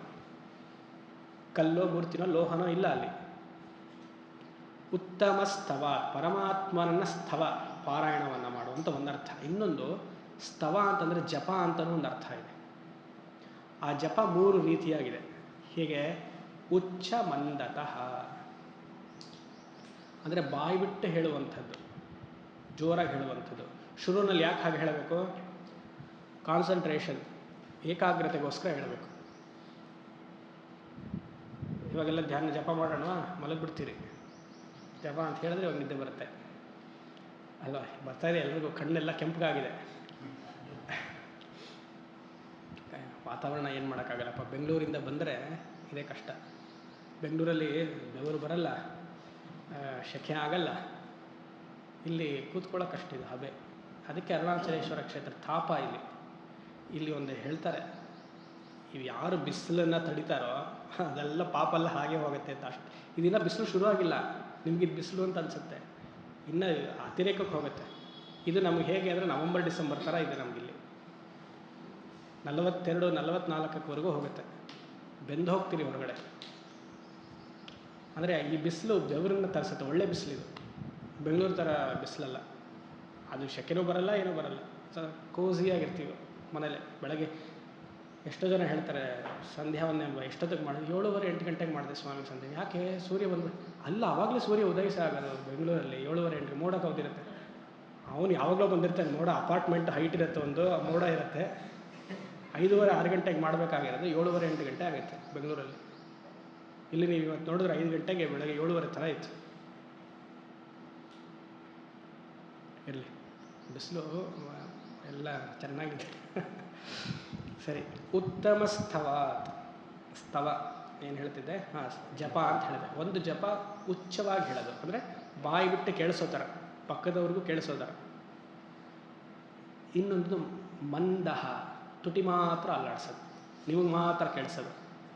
ಮೂರನೇದು ಹೇಳಿಲ್ಲ, ನಾವು ಸೇರಿಸ್ಕೊಳ್ಬೇಕು. ಮಾನಸಿಕ ಜಪ, ಉಚ್ಚ ಜಪ, ಮಂದ ಜಪ, ಮಾನಸಿಕ ಜಪ. ಮನಸ್ಸಿನಲ್ಲಿ ಮಾತ್ರ ಹೇಳ್ಕೊಳ್ಳೋದು. ಎಲ್ಲರಿಗೂ ಮನಸ್ಸಿನಲ್ಲೇ ಹೇಳ್ಕೊಂಡ್ರೆ ಏಕಾಗ್ರತೆ ಬರುತ್ತೆ ಅಂತಲ್ಲ, ಅವರವರ ಮೆಚುರಿಟಿ ತಕ್ಕ ಹಾಗೆ. ವಿಕ್ಷೇಪ ಜಾಸ್ತಿ ಇದ್ದರೆ ಕೆಲವ್ರಿಗೆಲ್ಲ ಜೋರಾಗಿ ಹೇಳಿ ಆಮೇಲೆ ನಿಧಾನಕ್ಕೆ ತುಟಿಯನ್ನು ಅಲ್ಲಾಡಿಸಿ ಆಮೇಲೆ ಮನಸ್ಸಿಗೆ ಹೇಳ್ಕೊಳ್ಬೇಕಾಗತ್ತೆ. ಅದು ಸಾಧಾರಣವಾಗಿ ಎಲ್ರಿಗೂ ಹಾಗೆ. ನೀವು ಯಾರೇ ಜಪ ಮಾಡೋರು ನೋಡಿ, ಅದು ಹಿಂಗೆ ಮಾಡ್ತಾನೆ ಇರ್ತಾರೆ. ಅಂದರೆ ಎಕ್ಸ್ಟ್ರಾವರ್ಟೆಡ್ನೆಸ್ ಜಾಸ್ತಿ ಇದೆ, ಏಕಾಗ್ರತೆಗೆ ಬೇಕು ಅಂತ. ಮತ್ತು ಒಂದೆರಡು ದಿವಸದಲ್ಲಿ ಬರುವಂಥದ್ದಲ್ಲ ಇದು. ಚಿಕ್ಕ ವಯಸ್ಸಿಂದ ಶುರು ಮಾಡ್ಕೊಂಡಿದ್ರೆ ಒಂದು 50-60ಗೆ ಮಾನಸಿಕವಾಗಿ ಮಾಡೋಕ್ಕೆ ಬರುತ್ತೆ. 50-60ಕ್ಕೆ ಶುರು ಮಾಡಿದ್ರೆ ಬೇಜಾರು ಮಾಡ್ಕೊಳ್ಬೇಡಿ, ಹಾಂ ನೀವೇ ಹೇಳಿಬಿಟ್ರಿ, ಆಯಿತು. ನೆಕ್ಸ್ಟ್ ಜನ್ಮ ಬರುತ್ತೋ ಇಲ್ವೋ ಗೊತ್ತಿಲ್ಲ. ಯಾಕೆ 50-60 ವರ್ಷ ಆದಮೇಲೆ 60 ಮೇಲೆ ಶುರು ಮಾಡಿದ್ರಿ ಅಂದ್ಕೊಳ್ಳಿ, ಮುಂದಿನ ಜನ್ಮಕ್ಕೆ 60 ಮೇಲೆ ಬರೋದು. ಯಾಕಂದ್ರೆ 50ರಿಂದ 60 ಆ ಕರ್ಮ ಹೇಗೆ ಕಲಿಯೋದು? ಲಾಜಿಕ್ ತಾನೆ. 50ರಿಂದ 60 ಮಾಡಿರುವಂಥದ್ದು ಮುಂದಿನ ಜನ್ಮಕ್ಕೂ ಅಲ್ಲಿಗೆ ಶುರುವಾಗಿ ಹಾಗೆ ಅದ್ರದ್ದು ಮುಂದೆ 2ನೇ ಜನ್ಮ ಅದು ಹಾಗೆ. ನೀವು ಆ ಪ್ಯಾಟ್ರನನ್ನು ಬ್ರೇಕ್ ಮಾಡಲಿಲ್ಲ ಅಂತಂದರೆ ಆಮೇಲೆ ಈಗೆಲ್ಲ ಜವಾಬ್ದಾರಿ ಅಂತ ಬ್ರೇಕ್, ಯಾವಾಗ ಪ್ಯಾಟ್ರನ್ ಬ್ರೇಕ್ ಮಾಡ್ತೀರಲ್ವ ಆವಾಗಲೇ ಅದು ರಿವರ್ಸ್ ವರ್ಕ್ ಆಗುತ್ತೆ ಹೊರತು ಲೀನಿಯರ್ ಆಗಿ ವರ್ಕ್ ಆಗಲ್ಲ. ಅದು ಇದಾದಮೇಲೆ ಅದು, ಅದಾದಮೇಲೆ ಇದು, ಈಗ ಜವಾಬ್ದಾರಿ ಇದೆಯಂತೆ ಅದಂತೆ. ಆ ಜವಾಬ್ದಾರಿಯನ್ನು ಸ್ವಧರ್ಮಕ್ಕೆ ತಗೊಳ್ಬೇಕೆ ಹೊರತು ಸ್ವಧರ್ಮ ರೀತಿಯಾಗಿ ಜವಾಬ್ದಾರಿ ಏನು ಮಾಡಬೇಕೆ ಹೊರತು ಹೆಚ್ಚಿಗೆ ಅಂಟ್ಕೊಳ್ಬಾರ್ದು. ನಾನು ಹೇಳೋದು ಅರ್ಥ ಆಗ್ತಿದೆ ಇಲ್ವೋ ಗೊತ್ತಿಲ್ಲ, ಅರ್ಥ ಆದರೆ ಸಂತೋಷ. ಸೊ ಉಚ್ಚ ಮಂದ ಮಾನಸಿಕ ಜಪ, ಆ ಮನಸ್ಸಿನಲ್ಲಿ ಹಲವಾರು ವರ್ಷಗಳ ಕಾಲ ಜಪ ಮಾಡಬೇಕು. ಆ ವಾಸನೆಗಳೆಲ್ಲ ಹೋಗದೆ ಜಪದಿಂದ. ಆತ್ಮಜ್ಞಾನದಿಂದ ಕರ್ಮವನ್ನು ಸುಡುವುದು, ಜಪದಿಂದ ಕರ್ಮವನ್ನು ಸುಡುವುದು. ಜಪದಿಂದ ತಾತ್ಕಾಲಿಕವಾಗಿ ಅಥವಾ ಅನೇಕ ಜನ್ಮಗಳ ಕರ್ಮವನ್ನು ಸುಡ್ಬೋದು. ಅದೇ ಪೂರ್ತಿ ಕರ್ಮ ಜಪದಿಂದಲೇ ಪೂರ್ತಿ ಕರ್ಮದ ನಶಿಸುತ್ತೆ ಅಂತ ಇಲ್ಲ ಆತ್ಮಜ್ಞಾನದಿಂದ. ಯಾಕಂದರೆ ಕಿಂಚಿತ್ ಅಜ್ಞಾನ ಇದ್ದೇ ಇರುತ್ತೆ. ಅದು ಜಪ ವಿಲ್ ಹೆಲ್ಪ್ ಯು ಮ್ಯಾಕ್ಸಿಮಮ್. ಯಜ್ಞಾನಾಂ ಜಪಯಜ್ಞೋಸ್ಮಿ ಅಂತ ಕೃಷ್ಣ ಅದಕ್ಕೆ ಹೇಳಿರೋದು. ಜಪಕ್ಕೆ ಯಾವುದೇ ಸಹಾಯ ಬೇಡ ನಿಮಗೆ. ನಿಮ್ಮ ಶರೀರ ಮನಸ್ಸು ಸರಿಗಿದ್ರೆ ಸಾಕು. ಬಹಿರಂಗವಾದ ಉಪಕರಣಗಳೇ ಬೇಡ. ಪೂಜೆಗೆ ಬೇಕು ಐಟಮ್ಸ್ ಎಲ್ಲ ರೆಡಿ ಮಾಡಿರಬೇಕು, ಪಂಚಾಮೃತ ಬೇಕು, ಹಾಲು ನೀರೆಲ್ಲ ಬೇಕಲ್ಲ. ಇನ್ನೊಬ್ಬರು ಸಹಾಯ, ನೈವೇದ್ಯ ಮಾಡ್ಕೊಂಡು ಬರಬೇಕು, ಸರಿಯಾದ ಸಮಯಕ್ಕೆ ತಂದುಕೊಡ್ಬೇಕು. ಇಲ್ಲಾಂದರೆ ನೀವು ಕಾತಲೇ ಇರ್ತೀರ, ಈಗ ಸ್ಟವ್ ಮೇಲೆ ಇಟ್ಟಿದ್ದೀನಿ ರೀ ಅಂದರೆ ಮುಗೀತು. ಇಲ್ಲಾಂದರೆ ನೈವೇದ್ಯ ರೆಡಿ ಮಾಡ್ಕೊಂಡಿರಬೇಕು, ಮಾಡೋಷ್ಟರಲ್ಲಿ ಆರೋಗ್ಯ ಇರುತ್ತೆ. ಆದರೆ ಜಪಕ್ಕೆ ಆ ಥರ ಇಲ್ವಲ್ಲ. ಮಾನಸಿಕ ಪೂಜೆಗೆ ಅದೆಲ್ಲ ಬೇಡವಲ್ಲ. ಮಾನಸಿಕವಾಗಿ ಎಷ್ಟು ಬೇಕಾದರೂ ನೀವು 15-20 ನಿಮಿಷ ಅಲ್ಲ, ದಿನಗಟ್ಟಲೆ ಮಾಡ್ತಿರ್ಬೋದು. ಚಿಂತನೆ ತಾನೆ ಮನಸ್ಸಿನಲ್ಲಿ, ವಿಜುವಲೈಸೇಷನ್, ಇಮ್ಯಾಜಿನೇಷನ್ ತಾನೆ.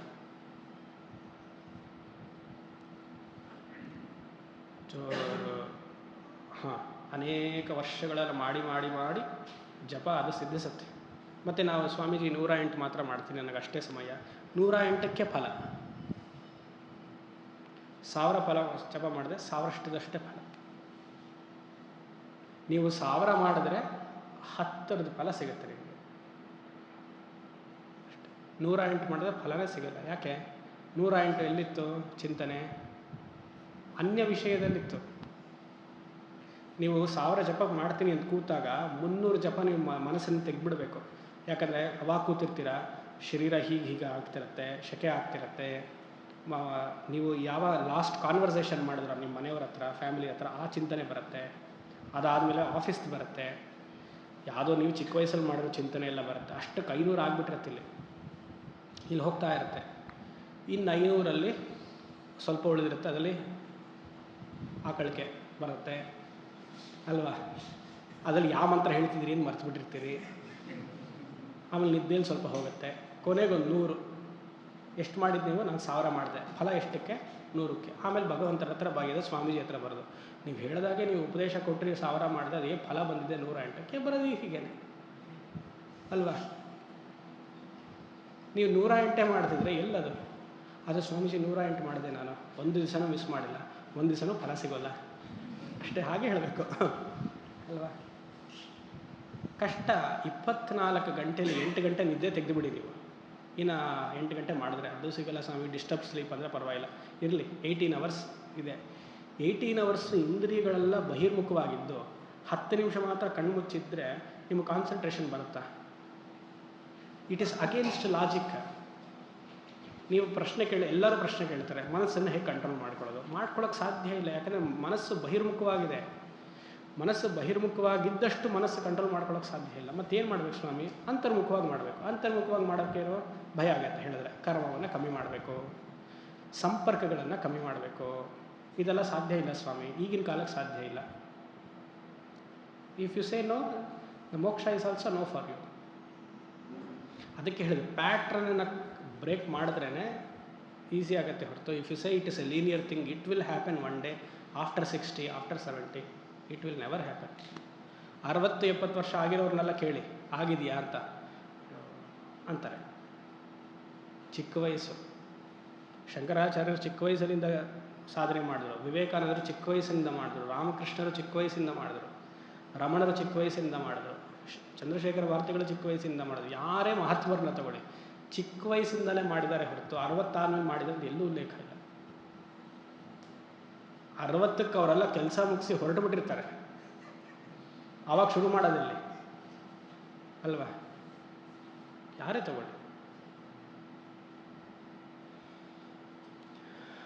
ಜಪ, ಅದನ್ನೇ ಹೇಳ್ತಾ ಇದ್ದೀನಿ, ಜಪ ಮಾಡಬೇಕು, ಬಿಡಬಾರ್ದು. ಅದೇ ಪ್ರತಿನಿತ್ಯ ಶುರುವಿನಲ್ಲಿ ಒಂದು 108 ಮಾಡಿ, ಭಾನುವಾರ ಎಲ್ಲ ಸಮಯ ಇದ್ದಾಗ ಹೊರಗಡೆ ಹೋಗಿದೆ, ಆ ಸಮಯವನ್ನು ಜಪಕ್ಕೆ ಅಂತ ಉಪಯೋಗಿಸ್ಬೇಕು. ಗಾಯತ್ರಿ ಮಂತ್ರವೇ ಸಾಕು. ಮತ್ತು ಇನ್ನೊಂದು, ಅನೇಕ ಮಂತ್ರಗಳನ್ನು ತಗೊಳ್ಬಾರ್ದು. ಎಷ್ಟೋ ಜನಕ್ಕೆ ಹುಚ್ಚಿರುತ್ತೆ, ನೀವು ಅನೇಕ ಮಂತ್ರಗಳನ್ನು ತಗೊಳ್ಬೇಕು. ಆ ಗುರುಗಳ ಹತ್ರ ಈ ಮಂತ್ರ, ಈ ಗುರುಗಳ ಹತ್ರ ಈ ಮಂತ್ರ, ಎಲ್ಲ ಗುರುಗಳ ಹತ್ರನೂ ಮಂತ್ರ. ಎಲ್ಲ ಚಾಕ್ಲೇಟ್ ತಿಂದ ಹಾಗೆ. ಯಾವುದು ಚೆನ್ನಾಗಿದೆ ಅಂತ ಕೇಳಿದ್ರೆ ಎಲ್ಲ ಚೆನ್ನಾಗಿದೆ ಅಂತ ಅನ್ಸುತ್ತೆ ನಿಮಗೆ. ಮತ್ತು ಯಾವುದು ಒಂದು ಮಂತ್ರವನ್ನು ಏಕಾಗ್ರತೆಯಿಂದ ಸುದೀರ್ಘವಾಗಿ ಮಾಡೋಕ್ಕಾಗಲ್ಲ, ಅನೇಕ ಮಂತ್ರಗಳು ತೊಗೊಂಡ್ಬಿಟ್ರೆ. ಇನ್ನು ಆಧ್ಯಾತ್ಮಿಕದಲ್ಲಿ ಬಂದರೆ ಈ ಅನೇಕ ಮಂತ್ರಗಳು ತೊಗೊಂಡ್ರೆ ವಿಕ್ಷೇಪ ಜಾಸ್ತಿ. ವಿಕ್ಷೇಪ ಅಂದರೆ ಎಕ್ಸ್ಟ್ರೋವರ್ಟೆಡ್ನೆಸ್, ಕಾನ್ಸಂಟ್ರೇಷನ್ ಇರಲ್ಲ. 10 ಮಂತ್ರ ತಗೊಳ್ತೀರಿ, 10 ಮಂತ್ರನೂ 108 ಮಾಡೋಷ್ಟಲ್ಲೇ ಸುಸ್ತಾಗೋಗುತ್ತೆ. 10ನೇ ಮಂತ್ರಕ್ಕೆ ಬರೋಷ್ಟಲ್ಲೇ ಸುಸ್ತಾಗ್ಬಿಟ್ಟಿರುತ್ತೆ ನಿಮಗೆ. ಮತ್ತು ಎಷ್ಟು ಮಾಡಿದ್ರಿ ಅಂದರೆ 1000 ಮಾಡಿದ್ರಿ, ಏನೋ ಎಲ್ಲ 108. ಅದೇ ಒಂದೇ ಮಂತ್ರ ಪಂಚಾಕ್ಷರನೇ 1000 ಮಾಡಿದ್ದಿದ್ರೆ ಯೋಚನೆ ಮಾಡಿ, ನವಾಕ್ಷರನೇ 1000 ಮಾಡಿದ್ದಿದ್ರೆ ಏಕಾಗ್ರತೆ ಹೇಗಿರುತ್ತೆ? ಯಾಕಂದರೆ ಪ್ರತಿಯೊಂದು ದೇವತೆಗೂ ಒಂದೊಂದು ಪ್ರತ್ಯೇಕವಾದ ಧ್ಯಾನ ಶ್ಲೋಕ. ಎಷ್ಟು ಅಂತ ಚಿಂತನೆ ಮಾಡ್ತೀರಿ? ಒಂದು ಚಿಂತನೆ ಮಾಡಿ ಆಳವಾಗಿ ಹೋಗಬೇಕು ಹೊರತು ಸುಮ್ಮನೆ ಸರ್ಫೇಸಲ್ಲೇ ಇರೋದಲ್ಲ. ಮತ್ತು ಎಲ್ಲ ದೇವತತ್ವವು ಒಂದೇ ತಾನೆ. ಅದ್ವೈತ ವೇದಾಂತದ ಹಿನ್ನೆಲೆಯಲ್ಲಿ ಒಂದು ಕರ್ಮಯೋಗ, ಒಂದು ಉಪಾಸನ ಯೋಗ, ಯಾವುದೋ ಒಂದು ಮನಸ್ಸಿಗೆ ಒಂದು ಹಿಡಿತ ಬೇಕು. ಒಂದು ದೇವತೆ ಸಾಕು. ಯಾವ ದೇವತೆಯೋ ಅಮ್ಮನವರೇ ಶ್ರೇಷ್ಠ ಅಂತೆ, ಶಿವ ಶ್ರೇಷ್ಠ ಅಲ್ವಾ? ಈ ಥರ ನೀವು ಪ್ರಶ್ನೆ ಮಾಡ್ಕೊಂಡಿಲ್ಲ, ಅದಕ್ಕೆ ನಿಮಗೆ ಡೌಟ್ ಬರಲ್ಲ, ಭಯ ಬರುತ್ತೆ. ಪ್ರಶ್ನೆ ಮಾಡ್ಕೊಂಡ್ಬಿಟ್ರೆ ಅಯ್ಯೋ ಅಮ್ಮನವರು ಶ್ರೇಷ್ಠ ಅಂತೆ, ಶಿವ ಹೀಗಲ್ವಂತೆ, ಯಾರೊಬ್ಬರು ಇಲ್ಲ ರೀ ಎಲ್ಲ ಒಂದೇ ಅಂತಂದರೆ ಅವ್ರು ಸರಿ ಇಲ್ಲ, ಅವರು ಸರಿಯಾಗಿ ಹೇಳಿಲ್ಲ. ಅಂದರೆ ನಮ್ಮ ಮನಸ್ಸಿಗೆ ಎಲ್ಲವೂ ನಮ್ಮ ಇಷ್ಟ ದೇವತೆ ಯಾರಿದೆಯೋ ಅದನ್ನು ಪ್ರೋತ್ಸಾಹ ಮಾಡುವಂತಹ ಆಚಾರ್ಯರು, ಗುರುಗಳು ಸಿಕ್ಬಿಟ್ರೆ ಅವರಿಂದೆ ನಾವು ಇಲ್ವಾ? ಎಲ್ಲ ದೇವತೆಗಳು ಒಂದೇ. ನಮ್ಮ ರೂಪಕ್ಕೆ ಮಾತ್ರ ಒಂದು ಪುರಾಣ ಗ್ರಂಥಗಳು ನಿಮ್ಮ ಮನಸ್ಸಿಗೆ ಏನು ಬೇಕೋ ಅದನ್ನು ತಗೊಳ್ಳಿ ಅಂತ ಹೇಳ್ತಿದೆ. ಈ ಪ್ಯಾಟ್ರನನ್ನು ಬ್ರೇಕ್ ಮಾಡೋದೇ ಎಷ್ಟೋ ಜನ್ಮಗಳ ಸಾಹಸ. ಒಪ್ಪೋದೇ ಇಲ್ಲ. ಕನ್ಸರ್ವೇಟಿವ್ ಫ್ಯಾಮಿಲಿಯಲ್ಲ ನಾವು ಬಂದಿದ್ರೆ ಇದನ್ನು ಒಪ್ಪೋಕ್ಕೆ ಸಾಧ್ಯ ಇಲ್ಲ. ದೇವರ ಮನೆಗೆ ನೀವು ಹೋಗಿ ನೋಡಿ, ಅನೇಕ ಚಿತ್ರಪಟಗಳು. ಇಲ್ಲ ಇಷ್ಟೊಂದು ಬೇಡ ರೀ, ಒಂದು ತೆಗಿರಿ, ಕುಲದೈವರು ಒಂದು ಇಟ್ಕೊಳ್ಳಿ ಸಾಕು, ನಿಮ್ಮ ಗುರುಪೀಠ ಯಾರಿದೆಯೋ ಆ ಸ್ವಾಮಿಗಳ ಫೋಟೋ ಇಟ್ಕೊಳ್ಳಿ, ಶಂಕರರಾದ್ರೆ ಅವ್ರದ್ದು ಫೋಟೋ ಇಟ್ಕೊಳ್ಳಿ. ಇಲ್ಲ ಅವರು ತೆಗೆದ್ರೆ ಕೋಪ ಬರುತ್ತಂತೆ, ಇವರು ತೆಗೆದ್ರೆ ಕೋಪ ಬರುತ್ತಂತೆ. ಯಾರು ಒಬ್ಬರಾದರೂ ಹೇಳಿದಾರ ದೇವತೆಗಳು ಯಾರು? ಇಲ್ಲ, ಸ್ವಾಮೀಜಿಗೆ ಗೊತ್ತಾಗಲ್ಲ, ಅವರೇನೋ ದುಡುಕಲ್ಲಿ ಮಾತಾಡ್ಬಿಟ್ರು, ಅವ್ರ ಮಾತು ಕೇಳಬಾರ್ದು, ಯಾರು ಇನ್ನೂ ಹಿರಿಯರು ಅನುಭವಸ್ಥರ ಮಾತು ಕೇಳೋಣ ಇಲ್ವಾ? ಶಂಕರಾಚಾರ್ಯರು ಪಂಚಾಯತನ ಪೂಜಾ ಪದ್ಧತಿಯನ್ನು ಕೊಟ್ಟಿದ್ದಾರೆ ಅಂತ ಪ್ರತೀತಿ ಇದೆ. ಆಗಲಿ, ಕೊಟ್ಟಿದ್ದಾರೆ ಅಂತ ಮಾನ್ಯ ಮಾಡೋಣ. ಎಲ್ಲರೂ ವಿಗ್ರಹ ಆರಾಧನೆ ಏನು ಹೇಳಿದ್ರ? ಕಲ್ಲುಗಳು ತಾನೇ ಅವ್ರು ತಂದು ಕೊಟ್ಟಿದ್ದು. ಆ ಕಲ್ಲುಗಳು ಹೇಗಿದೆ? ಒಂದೊಂದು ಆಕಾರಗಳು, ಒಂದೊಂದು ಆಕಾರದಲ್ಲಿದೆ. ಸಾಲಿಗ್ರಾಮ ಗಂಡಕಿ ನದಿ ಅಂತಂದರು, ಸೂರ್ಯನಿಗೆ ಸ್ಫಟಿಕ ಅಂತಂದರು, ಸ್ವರ್ಣಮುಖಿ ಅಂತಂದರು ಅಮ್ಮನವರಿಗೆ, ಶೋಣಭದ್ರ. ಕಲ್ಲುಗಳು ನೋಡಿ, ಕಲ್ಲುಗಳಲ್ಲೇ ಆಕಾರ ಇಲ್ಲ. ಮತ್ತು ಆಕಾರಕ್ಕೆ ಯಾಕಷ್ಟು ತಮಿಳಲ್ಲಿ ಪಟ್ರು ಅಂತೀವಿ, ಅಟ್ಯಾಚ್ಮೆಂಟ್. ಆಕಾರ ಹೇಳಿರೋದು ಚಿತ್ತಶುದ್ಧಿಗೆ ಮಾತ್ರ. ಯಾವ್ದಾದ್ರು ಒಂದು ಆಕಾರ ಸಾಕು, ಎಲ್ಲ ಆಕಾರವೂ ಒಂದೇ. ಅಮ್ಮನವ್ರು 2 ಕೈಯ ಇದೆಲ್ಲ ನಾಳೆ ಪ್ರಶ್ನೆ ಕೇಳಬೇಡಿ, ನಿಮ್ಗೆ ಇವಾಗ ಅದೇ ಹೇಳಿ ಮುಗಿಸ್ತಿದ್ದೀನಿ. ಇದೆಲ್ಲ ಪ್ರಶ್ನೆ, ಅದು ಇಟ್ಕೊಳ್ಬೇಕಂತೆ 2 ಅಂತೆ 4 ಅಂತೆ ಅಂತೆಲ್ಲ ಕೇಳಬೇಡಿ, ಇದೆಲ್ಲ ಬೇಡ, ಯೋಚನೆ ಮಾಡಿ. ರಮಣರು ಹೇಳ್ತಿದ್ದಾರೆ ಅಷ್ಟಮೂರ್ತಿ ಭೃತ್ ಮತ್ತು ಜಪ ಧ್ಯಾನಕ್ಕೆ ಹೋಗ್ತಿದ್ದಾರೆ, ನಾವು ಇನ್ನೂ ಪೂಜೆಲೇ ಸ್ಟಕ್ ಆಗಿದ್ದೀವಿ. ಅದು ಮಾಡೋರಿಗೆ, ಮಾಡದಿರೋರು ಇನ್ನೂ ಪರವಾಗಿಲ್ಲ, ಯೋಚನೆ ಮಾಡಿ. ಉತ್ತಮಸ್ತವಾದ್ ಉಚ್ಛಮಂದತಃ ಚಿತ್ತಜಂ ಜಮ್ ಅಂದರೆ ಹುಟ್ಟುವಿಕೆ. ಏನು ಹುಟ್ಟುತ್ತೆ? ಚಿತ್ತದಲ್ಲಿ ಏನು ಹುಟ್ಟುತ್ತೆ? ಚಿತ್ತಜಂ ಜಪಾದ್ ಧ್ಯಾನಮುತ್ತಮಂ. ಹೆಚ್ಚು ಹೆಚ್ಚು ಹೆಚ್ಚು ಹೆಚ್ಚು ಹೆಚ್ಚು ಧ್ಯಾನ ಜಪ ಮಾಡ್ತಿದ್ರೆ ಧ್ಯಾನ ನಿಮಗೆ ಸಹಾಯ ಆಗುತ್ತೆ, ಧ್ಯಾನ ಸಿದ್ಧಿಸುತ್ತೆ, ಧ್ಯಾನದಲ್ಲಿ ಆಸಕ್ತಿ ಬರುತ್ತೆ. ಚಿತ್ತಜಂ ಜಪಾದ್ ಧ್ಯಾನಮುತ್ತಮಂ. ಜಪಕ್ಕಿಂತ ಧ್ಯಾನ ಉತ್ತಮ, ಪೂಜೆಗಿಂತ ಜಪ ಉತ್ತಮ. ವಾಚಿಕ ಜಪಕ್ಕಿಂತ ನೋಡಿ ಎಷ್ಟು ಚೆನ್ನಾಗಿದೆ. ಏಕರೂಪ ಈಶ್ವರಕ್ಕಿಂತ ಅನೇಕ ರೂಪ ಈಶ್ವರ ಉತ್ತಮ, ಅನೇಕ ರೂಪಕ್ಕಿಂತ ವಿಶ್ವರೂಪ. ಬಾಯಿ ತೆಗೆದು ಹೇಳುವಂತಹ ಜಪಕ್ಕಿಂತ ವಾಚಿಕ ಜಪ, ಪಾರಾಯಣಕ್ಕಿಂತ ಜಪ, ಜಪಕ್ಕಿಂತ ವಾಚಿಕ್ಕಿಂತ ಮನಸ್ಸು, ಮನಸ್ಸಿಗಿಂತ ಧ್ಯಾನ. ಎಷ್ಟು ಸೂಕ್ಷ್ಮವಾಗಿ ಹೋಗ್ತಿದ್ದಾರೆ ನೋಡಿ. ಚಿತ್ತಜಂ ಜಪಾತ್ ಧ್ಯಾನಮುತ್ತಮಂ. ಒಂದು ಕಡೆ ಕೂತ್ರೆ ಸಾಕು, ಯಾರ ಹಂಗೂ ಬೇಡ ಅಲ್ವಾ? ಮತ್ತೆ ಹೇಗಿರ್ಬೇಕಂತೆ ಧ್ಯಾನ? ಆಜ್ಯಧಾರಯ ಸ್ರೋತಸಾ ಸಮಂ ಸರಳ ಚಿಂತನಂ ವಿರಳತಃ ಪರಂ. ಆಜ್ಯ 2 ಉದಾಹರಣೆಯನ್ನು ಕೊಡ್ತಿದ್ದಾರೆ. ಒಂದು ತುಪ್ಪವನ್ನು, ದೇಸಿ ಹಸುವಿನಿಂದ ಮಾಡಿರುವಂಥ ತುಪ್ಪ ತಗೊಳ್ಬೇಕು, ಇಲ್ಲಾಂದರೆ ಡಾಲ್ಡಾ ತುಪ್ಪ ಹಾಕೊಂಡ್ರೆ ಕಷ್ಟ. ಅದು ನೀವು ಒಂದು ಬಟ್ಲಿಂದ ಇನ್ನೊಂದು ಬಟ್ಲಿಗೆ ಹಾಕಿದ್ರೆ ಅದು ಹೀಗೆಲ್ಲ ಗಟ್ಟಿ ಗಟ್ಟಿ ಗಟ್ಟಿ ಹಾಗೆ ಇರುತ್ತೆ. ಆ ಥರ ಹೇಳ್ತಿಲ್ಲ. ಎಣ್ಣೆ ತಗೊಳ್ಬೋದು. ನೀರು ಉದಾಹರಣೆನೂ ಹೇಳ್ತಿಲ್ಲ, ತುಪ್ಪ ಹೇಳ್ತಿದ್ದಾರೆ. ಒಂದು ಬಟ್ಲಿಂದ ಇನ್ನೊಂದು ಬಟ್ಲಿಗೆ ತುಪ್ಪವನ್ನು, ಕರಗಿಸಿರುವಂಥ ತುಪ್ಪ ಹಾಕಿದ್ರೆ ಹೇಗೆ ಸರಿಯಾಗಿ ಅಲ್ಲಾಡದೆ ಹೋಗುತ್ತೋ ಆ ರೀತಿಯಾಗಿ ಧ್ಯಾನ ಇರಬೇಕಂತೆ. ಆಜ್ಯಧಾರಯ ಸ್ರೋತಸಾ ಸಮಂ. ಸ್ರೋತಂ ಅಂದರೆ ಹರಿಯುವಂತಹ ನೀರು, ಸ್ರೋತಸ್ ಹರಿಯುವಂತಹ ನೀರು. ಆ ನೀರು ಸಹ ಯಾವಾಗಲೂ ಹರಿತಾ ಇರಬೇಕು. ಆ ರೀತಿಯಾಗಿ ಗಂಗಾ ಅಂತ ತಗೊಳ್ಳಿ. ಇಲ್ಲಿ ತಮಿಳ್ನಾಡೆಲ್ಲ ಬಂದರೆ ಕರ್ನಾಟಕದವರು ತಮಿಳ್ನವರೆಲ್ಲ ಗಲಾಟೆ ಮಾಡ್ಕೊಳ್ತಾರೆ. ಇಲ್ಲಿ ಹಿಂಗೋಗಿದೆ ಸ್ವಾಮಿ, ಅಲ್ಲಿ ಬತ್ತೋಗಿದೆ, ಏನು ಮಾಡೋದು ಹಾಗೆ ಅಂತ. ಇಲ್ಲಿ ನೀರೇ ಇಲ್ಲ, ನಿಜವಾಗ್ಲೂ ನೀರಿಲ್ಲ ಇಲ್ಲಿ. ಸೊ ಹೇಗೋ ನಡೀತಾ ಇದೆ. ಸ್ರೋತಸಾ ಸಮಂ ಅಂದರೆ ಏನಾಯಿತು? ಹರಿಯುವಂತಹ ನೀರಿನ ಉದಾಹರಣೆಯನ್ನು ಕೊಟ್ಟಿದ್ದಾರೆ, ಮತ್ತು ತುಪ್ಪದ ಉದಾಹರಣೆಯನ್ನು ಕೊಟ್ಟಿದ್ದಾರೆ. ಯಾತಕ್ಕೆ? ಒಂದು ಸ್ಟಿಕ್ಕಿ ಅಂಟುವಿಕೆ, ಅಂದರೆ ನಿಮ್ಮ ಧ್ಯಾನದ ಮೇಲೆ ಆಸಕ್ತಿ ಇರಬೇಕು, ಪ್ರೇಮ ಬೆಳಿಬೇಕು ನೀವು ಮಾಡ್ತಾ ಇರುವಂತಹ ಉಪಾಸನೆಯ ಮೇಲೆ. ಆ ಸ್ಟಿಕ್ಕಿನೆಸ್, ಲವ್, ಪ್ರೀತಿ, ಅದಕ್ಕೆ ಆಜ್ಯಧಾರಯ. ಇನ್ನೊಂದು ಸ್ರೋತಸಾ ಸಮಂ. ಇನ್ನೊಂದು ಎಫರ್ಟ್ಲೆಸ್ ಆಗಿ ಶುರುವಿನಲ್ಲಿ ಪ್ರಯತ್ನ ಪಡಬೇಕು ಜಪಕ್ಕೆ, ಧ್ಯಾನಕ್ಕೆ. ಆಮೇಲೆ ಜಪ ತಾನಾಗೆ ಆಗಬೇಕು, ಧ್ಯಾನ ತಾನಾಗೆ ಆಗಬೇಕು.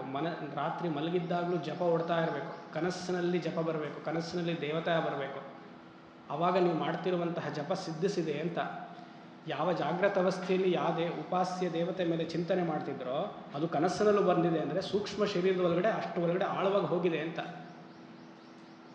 ಮನಸ್ಸು ಪೂರ್ತಿ ಜಪಮಯವಾಗಬೇಕು, ಜಪದ ಶರೀರ ಆಗಬೇಕು, ಮಾಂಸದ ಶರೀರ ಹೋಗಿ ಮಂತ್ರದ ಶರೀರ ಆಗಬೇಕು.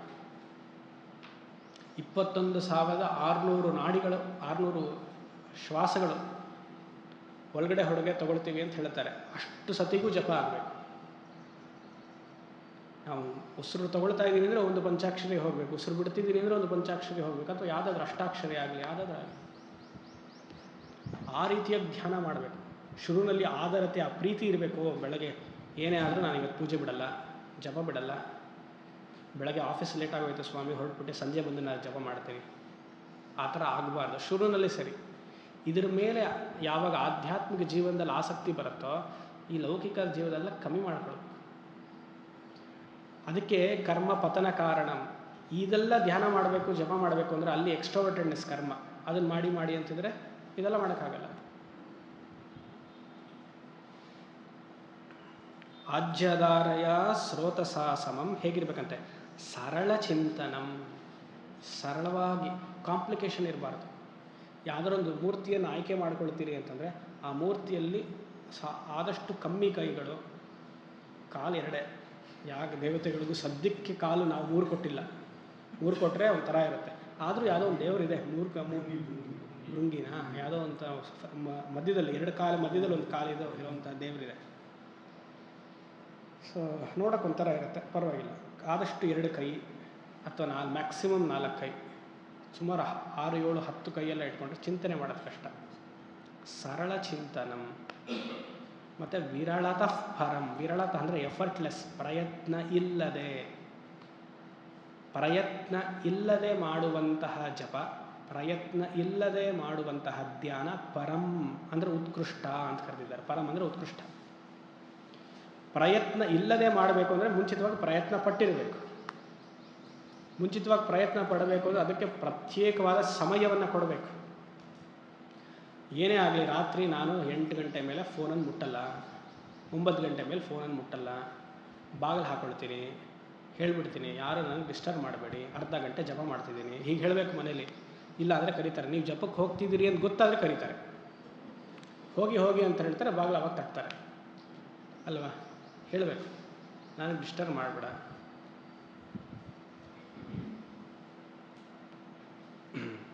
ಅದಕ್ಕೆ ಕೃಷ್ಣ ಗೀತೆಯಲ್ಲಿ ಧ್ಯಾನದ ಸ್ಥಿತಿ ಇರೋವನು ಆದಷ್ಟು ಸಂಪರ್ಕಗಳನ್ನು ಕಮ್ಮಿ ಮಾಡಿಕೊಳ್ಬೇಕು ಅಂತ ಹೇಳ್ತಾನೆ. ವಿವಿಕ್ತ ದೇಶ ಸೇವಿತ್ವಂ ಅರತಿರ್ಜನ ಸಂಸದಿಹಿ. ಹಲವಾರು ಸಂಬಂಧಗಳ ಫಂಕ್ಷನ್ಗೆಲ್ಲ ಹೋಗ್ಬೇಡ ಅಂತಾನೆ. ರೆಡಿ ಆಗಬೇಕು, ಈ ಬಟ್ಟೆ ಹಾಕೊಳ್ಳ, ಅದು ತೆಗಿಲ್ಲ, ವಾರ್ಡ್ರೋಬ್ ತೆಗೆದ್ರೆ ಅಷ್ಟು ಬಟ್ಟೆ ಇರುತ್ತೆ, ಯಾರು ಹಾಕ್ಕೊಳ್ಳಿ, ಅದು ನಿಮ್ಮ ಮನೆಯವ್ರಿಗೆ ಹೇಳ್ತಾರೆ ಮ್ಯಾಚಿಂಗ್ ಹಾಕ್ಕೊಳ್ಬೇಕು, ಇಲ್ಲಾಂದರೆ ಕೋಪ ಬರುತ್ತೆ. ಏನು ನೀವು ಹೀಗೆ ಹಾಕ್ಕೊಂಡಿದ್ದೀರಾ ಅಂತಾರೆ, ನನ್ನ ಮುಖ ಇರೋದೇ ಹಾಗೆ ಕಡೆ ಇರಬೇಕು ಅಲ್ವಾ. ಯೋಚನೆ ಮಾಡಿ. ನಾನು ಹೇಳ್ತಾ ಇದ್ದಲ್ಲ, ಕೃಷ್ಣ ಹೇಳ್ತಿದ್ದಾನೆ. ಆದಷ್ಟು ಆ ವಿವಿಕ್ತ ದೇಶ ಸೇವಿತ್ವಂ ಅರತಿರ್ಜನ ಸಂಸದಿಹಿ. ವಿವಿಕ್ತ ದೇಶಿ ಲಘ್ವಾಶಿ ಯತವಾ ಖಾಯಮಾನಸಃ ಧ್ಯಾನ ಯೋಗ ಬರೋ ನಿತ್ಯಂ ವೈರಾಗ್ಯಂ ಸಮುಪಾಶ್ರಿತ. ಕಮ್ಮಿ ಊಟ ಮಾಡು. ಧ್ಯಾನ ಮಗ್ನನಾಗಬೇಕಾ, ಕಮ್ಮಿ ಊಟ ಮಾಡು. ಧ್ಯಾನ ಮಗ್ನನಾಗಬೇಕಾ, ಸಂಪರ್ಕಗಳನ್ನು ಜಾಸ್ತಿ ಇಟ್ಕೊಳ್ಬೇಡ. ಫ್ರೆಂಡ್ಶಿಪ್ಸ್ನ ಕಮ್ಮಿ ಮಾಡು, ಸಂಬಂಧಿಕರುಗಳನ್ನು ಕಮ್ಮಿ ಮಾಡು. ಪ್ರತಿನಿತ್ಯ ಒಂದು ಶ್ರಾದ್ದ ಅಂತೆ, ಒಂದು ಫಂಕ್ಷನ್ ಅಂತೆ, ಎಂಗೇಜ್ಮೆಂಟ್ ಅಂತೆ, ಮದುವೆ ಮನೆ ಅಂತೆ, ಅವ್ರ ಅಪ್ಪಂದು ಇದಂತೆ ಇವ್ರದಂತ ಹೇಳಬೇಡ, ಕಮ್ಮಿ ಮಾಡ್ಕೋ. ಧ್ಯಾನ ಮಗ್ನರಾಗಬೇಕು ಅಂತಂದರೆ. ಇಲ್ಲ ಧ್ಯಾನ ಬೇಡ, ಜಪ ಬೇಡ ಅಂದರೆ ಹೋಗ್ತಾರೆ ಹೊರಗಡೆ.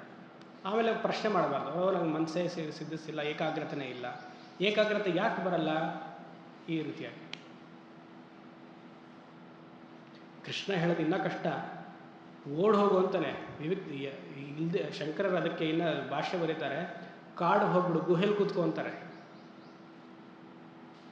ಈಗಲ್ಲೂ ಆಗಲ್ಲ, ಅಲ್ಲೂ ಅಪಾರ್ಟ್ಮೆಂಟ್ ಬಂದಿರೋದ್ರಿಂದ ಕಷ್ಟ. ಆದಷ್ಟು ಮನೇಲೇ ಇದ್ದು ನಮಗೇನು ಪ್ರತ್ಯೇಕವಾದ ರೂಮ್ ಇದ್ದರೆ ಅದು ಲಾಕ್ ಹಾಕ್ಕೊಂಡು ಯಾರು ಎಂಟರ್ ಆಗಬಾರ್ದು ಈ ರೂಮಲ್ಲಿ. ನಾನು ಜಪ ಮಾಡೋವರೆಗೂ ಯಾರು ಬರಬಾರ್ದು. ಯಾಕಂದರೆ ಪೂಜಾ ರೂಮಲ್ಲಿ ನೀವು ಕೂತ್ರೆ ಟಿ ವಿ ಹಾಕಿರ್ತಾರೆ, ಯಾರೋ ಬಂದು ಬಾಗಿಲು ತಟ್ತಾರೆ, ಕಾಲಿಂಗ್ ಬೆಲ್ ಶಬ್ದ ಏನೋ ಆಗುತ್ತೆ. ರೂಮ್ಗೆ ಹೋಗ್ಬಿಟ್ರೆ ಎಷ್ಟು ಶಬ್ದ, ಯಾರು ಮಾಡೋದು. ಯೋಚನೆ ಮಾಡಿ. ನೀವಾಗೇ ಈ ರೀತಿಯಾಗಿ ಎಫರ್ಟ್ ಹಾಕದೆ ಆಗಲಿಲ್ಲ ಅಂದರೆ ಆಧ್ಯಾತ್ಮಿಕ ಜೀವನದಲ್ಲಿ ಆಸಕ್ತಿ ಇದ್ರೂ ಮುನ್ನೇರಕ್ಕಾಗಲ್ಲ, ಅಂದರೆ ಏಳಿಗೆ ಆಗಲ್ಲ. ಇವತ್ತು ಎಲ್ಲಿರ್ತೀವೋ ನಾವು ಅಲ್ಲೇ ಇರ್ತೀವಿ. ಇನ್ನು 10 ವರ್ಷ ಕೇಳಿದ್ರು ಅಲ್ಲೇ ಇರ್ತೀವಿ. ಹ್ಯಾಬಿಚುವಲ್ ಪ್ಯಾಟ್ರನ್ಸ್ನ ಬ್ರೇಕ್ ಮಾಡಬೇಕು, ಆವಾಗಲೇ ಮುನ್ನೇರಕ್ಕೆ ಸಾಧ್ಯ. ಮತ್ತು ಭಯ ಪಟ್ಕೊಳ್ಬಾರ್ದು. ಅಯ್ಯೋ ಈ ಥರ ಹೋಗ್ತಾ ಇದ್ದೀನಲ್ಲ, ಯಾರಿಗೇನಾಗ್ಬಿಡತ್ತೋ, ಸಂಬಂಧಿಕರಿಗೆ ಏನಾಗ್ಬಿಡತ್ತೋ ಅಂತ. ಏನೂ ಆಗಲ್ಲ, ಅವ್ರು ನಿಮಗಿಂತ ಚೆನ್ನಾಗಿರ್ತಾರೆ. ನೀವು ಹೋಗಲಿ ಅಂತ ಕಾಯ್ದಿರ್ತಾರೆ ಅವರು. ಆಯಿತಾ, ನೀವು ಹೋಗಲಿ ಅಂತ ಕಾಯ್ದಿರ್ತಾರೆ. ಆರಾಮಾಗಿರ್ಬೋದು. 13ನೇ ಅಧ್ಯಾಯದಲ್ಲಿ ಹೇಳ್ತಾನಲ್ಲ ಕೃಷ್ಣ,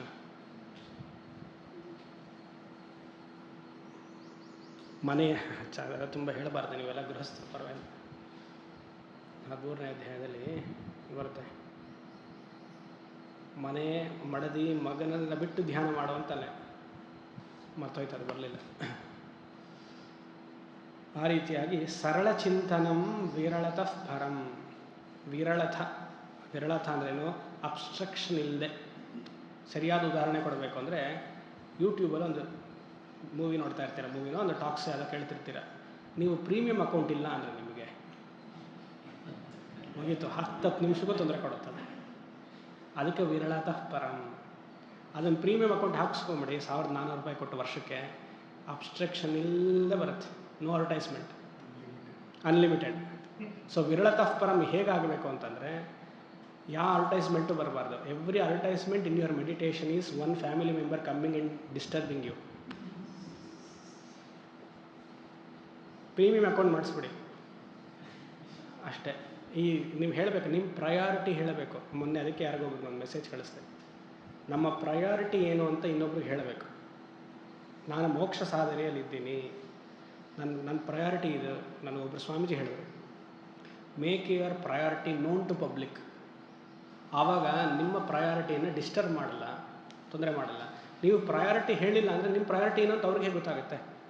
ನೀವು ಯಾವುದಕ್ಕೋಸ್ಕರ ನಿಂತಿದ್ದೀರಿ ಅಂತ ಅವ್ರಿಗೆ ಹೇಗೆ ಗೊತ್ತಾಗುತ್ತೆ? ನೀವು ಅರ್ಥಕ್ಕೆ ನಿಂತಿದ್ದೀರಾ, ಕಾಮಕ್ಕೆ ನಿಂತಿದ್ದೀರಾ, ಧರ್ಮಕ್ಕೆ ನಿಂತಿದ್ದೀರಾ, ಮೋಕ್ಷಕ್ಕೆ ನಿಂತಿದ್ದೀರಾ ಅಂತ ಹೇಗೆ ಗೊತ್ತಾಗುತ್ತೆ? You have to explicitly exclusively tell, ನಾನು ಮೋಕ್ಷ ಸಾಧನೆಯಲ್ಲಿದ್ದೀನಪ್ಪ, ಯಾರು ನನಗೆ ತೊಂದರೆ ಮಾಡಬೇಡಿ. ಮತ್ತು ಅದು ನಿಮಗೆ ಆಂತರಿಕ ಮನಸ್ಸಿನಿಂದ ಬರಬೇಕು. ಅಂದರೆ ಏನೋ ಸಬ್ಕಾನ್ಷಿಯಸ್ ಮೈಂಡಿಂದ ಬರಬೇಕು, ಸುಪ್ತ ಮನಸ್ಸಿನಿಂದ ಬರಬೇಕು. ನಾನು ಈ ಸಾಧನೆಯಲ್ಲೇ ಹೋಗ್ತೀನಿ. ಮೇಲ್ನೋಟ ಸಾಧನೆ ಬೇಜಾರಾದಾಗ ನನಗೇನು ಬೇಡ, ನಾನು ಆಧ್ಯಾತ್ಮಿಕಕ್ಕೆ ಹೋಗ್ತೀನಿ ಅಂತ ಹೇಳ್ಬಾರ್ದು. ಸುಖವಾಗಿದ್ದಾಗ ಆಧ್ಯಾತ್ಮಿಕ ಜೀವನಕ್ಕೆ ಬರಬೇಕು, ಕಷ್ಟದಲ್ಲಿದ್ದಾಗ ಆಧ್ಯಾತ್ಮಿಕಕ್ಕೆ ಬರಬಾರ್ದು. ಕಷ್ಟದಲ್ಲಿದ್ದಾಗ ಬರೋದು ಸರ್ವೇ ಸಾಧಾರಣ, ಯಾರೂ ಇಲ್ಲಾಂದರೆ ಭಗವಂತ ಇದ್ದಾನೆ, ಗುರು ಇದ್ದಾನೆ, ಬರೋದು. ಸುಖವಾಗಿದ್ದಾಗ, ಸಂತೋಷವಾಗಿ ಹಣ ಸಂಪಾದನೆಯನ್ನು ಮಾಡ್ತಿದ್ದಾಗ, ಆರೋಗ್ಯದಲ್ಲಿ, ಶರೀರದಲ್ಲಿ ಆರೋಗ್ಯ ಬಲ ಇದ್ದಾಗ, ಮಕ್ಕಳು ಹೆಂಡತಿ ಎಲ್ಲ ತುಂಬ ಚೆನ್ನಾಗಿದ್ದಾಗ, ಆಗ ಆಧ್ಯಾತ್ಮಿಕಕ್ಕೆ ಬರಬೇಕು. ಆವಾಗ ನಿಮ್ಮ ನಿಜವಾದ ಪಕ್ವತೆ ಏನು ಅಂತ ಗೊತ್ತಾಗುತ್ತೆ. ಕಷ್ಟದಲ್ಲಿದ್ದಾಗ ದೇವರ ಹತ್ರ ಹೋಗ್ತೀನಿ ಅನ್ನೋದಕ್ಕೂ, ಚೆನ್ನಾಗಿದ್ದಾಗ ದೇವರ ಹತ್ರ ಹೋಗ್ತೀನಿ ಅನ್ನೋದಕ್ಕೂ ವ್ಯತ್ಯಾಸ ಇಲ್ವಾ? ಯೋಚನೆ ಮಾಡಿ. ಅದಕ್ಕೆ ವಿರಳತಃ ಪರಂ, ವಿತೌಟ್ ಅಬ್ಸ್ಟ್ರಕ್ಷನ್ ಧ್ಯಾನವನ್ನು ಮಾಡಿ. ಅದಕ್ಕಿಂತ ಒಂದು ನಿರ್ವಚನ ಇದೆ ಧ್ಯಾನಕ್ಕೆ. ವಿಜಾತೀಯ ವೃತ್ತಿ ಅನಂತರಿತ ಸಜಾತೀಯ ವೃತ್ತಿ ಪ್ರವಾಹ ಸಗುಣ ವ್ಯಾಪಾರ ಧ್ಯಾನ. ವಿಜಾತಿ ಅಂದರೆ ಉಪಾಸಕ ಮತ್ತು ಉಪಾಸ್ಯ ದೇವತೆ ಇಬ್ಬರು ನಡುವೆ ಇನ್ನೊಂದು ವೃತ್ತಿ ಬರುತ್ತಲ್ಲ, ಅದಕ್ಕೆ ವಿಜಾತಿ ವೃತ್ತಿ ಅಂತ ಹೆಸರು. ನೀವು ಜಪವನ್ನು ಮಾಡ್ತಿದ್ದಾಗ ನಿಮಗೆ ಮನೆ ಎನ್ನುವಂತಹ ವೃತ್ತಿ ಬಂದರೆ ಅದಕ್ಕೆ ವಿಜಾತಿ ವೃತ್ತಿ ಅಂತ ಹೆಸರು. ವಿಜಾತೀಯ ವೃತ್ತಿ ಅನಂತರಂ ಸಜಾತೀಯ ವೃತ್ತಿ ವ್ಯಾಪಾರ ಧ್ಯಾನ. ಸಜಾತಿ ಅಂದ್ರೇನು? ಉಪಾಸಕ, ಉಪಾಸ್ಯ ದೇವತೆ ಹಾಗೂ ಮಂತ್ರ ಎಲ್ಲ ಒಂದೇ ಜಾತಿ. ಒಂದೇ ಜಾತಿ ಅಂದರೆ ಕಾನ್ಸಂಟ್ರೇಟಾಗಿ ಒಂದು ತತ್ವದ ಬಗ್ಗೆ ಚಿಂತನೆ ಮಾಡ್ತಿದ್ದೆ. ವಿಜಾತೀಯ ವೃತ್ತಿ ಪ್ರವಾಹ ಅನಂತರಂ ಸಜಾತೀಯ ವೃತ್ತಿ ಪ್ರವಾಹ ಸಗುಣ ವ್ಯಾಪಾರ ಮಾನಸ ವ್ಯಾಪಾರ ಧ್ಯಾನ. ಧ್ಯಾನಕ್ಕೆ ನಿರ್ವಚನ ಏನು? ಮಾನಸ ವ್ಯಾಪಾರ. Entertaining similar thoughts is called meditation. ಅದಕ್ಕೆ ಸಜಾತೀಯ ವೃತ್ತಿ ಅಂತ ಹೆಸರು. ಆ ರೀತಿಯಾಗಿ ಮಾಡಬೇಕಂತೆ. ಮಾಡಿ, ಸಾಧ್ಯವಾದರೆ ಮಾಡಿ. 8ನೇದು ಹೇಳಿಲ್ಲಲ್ಲ. ಭೇದ ಭಾವನಾತ್ ಸೋಹಮಿತ್ಯಸೌ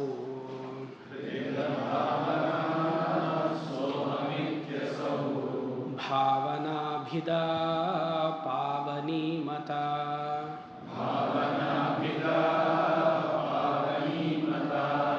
ಭಾವಶೂನ್ಯ ಸದ್ಭಾವಸುಸ್ಥಿತಿಃ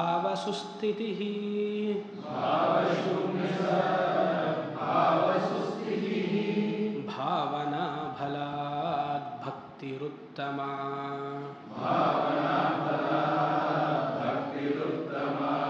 ಹೃಸ್ತಲೆ ಮನಃ ಸ್ವಸ್ಥತಾ ಕ್ರಿಯಾ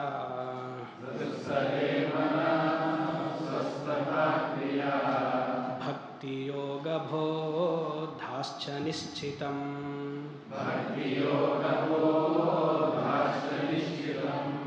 ಇದರ ಅರ್ಥವನ್ನು ತಿಳ್ಕೊಂಡು ಕಂಠಸ್ಥ ಮಾಡಿಬಿಟ್ರೆ ಇದೇ ನಿಮಗೊಂದು ಧ್ಯಾನ ಆಗೋಗುತ್ತೆ. ಅಷ್ಟು ಚೆನ್ನಾಗಿ ಪದಗಳನ್ನು ಸೇರಿಸಿದ್ದಾರೆ ರಮಣ ಮಹರ್ಷಿಗಳು. ಅದೇ ಒಂದು ಮೆಲೋಡಿ, ನಿಮಗೆ ಒಂದು ಟ್ಯೂನ್ ಚೆನ್ನಾಗಿದೆ.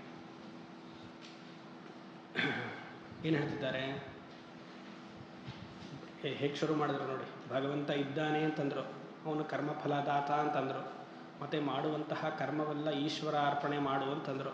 ಹೇಗೆ ಈಶ್ವರ ಅರ್ಪಣೆ ಮಾಡೋದು? ಕಾಯಿಕ, ವಾಚಿಕ, ಮಾನಸಿಕ ಕರ್ಮ ಅಂತಂದರು.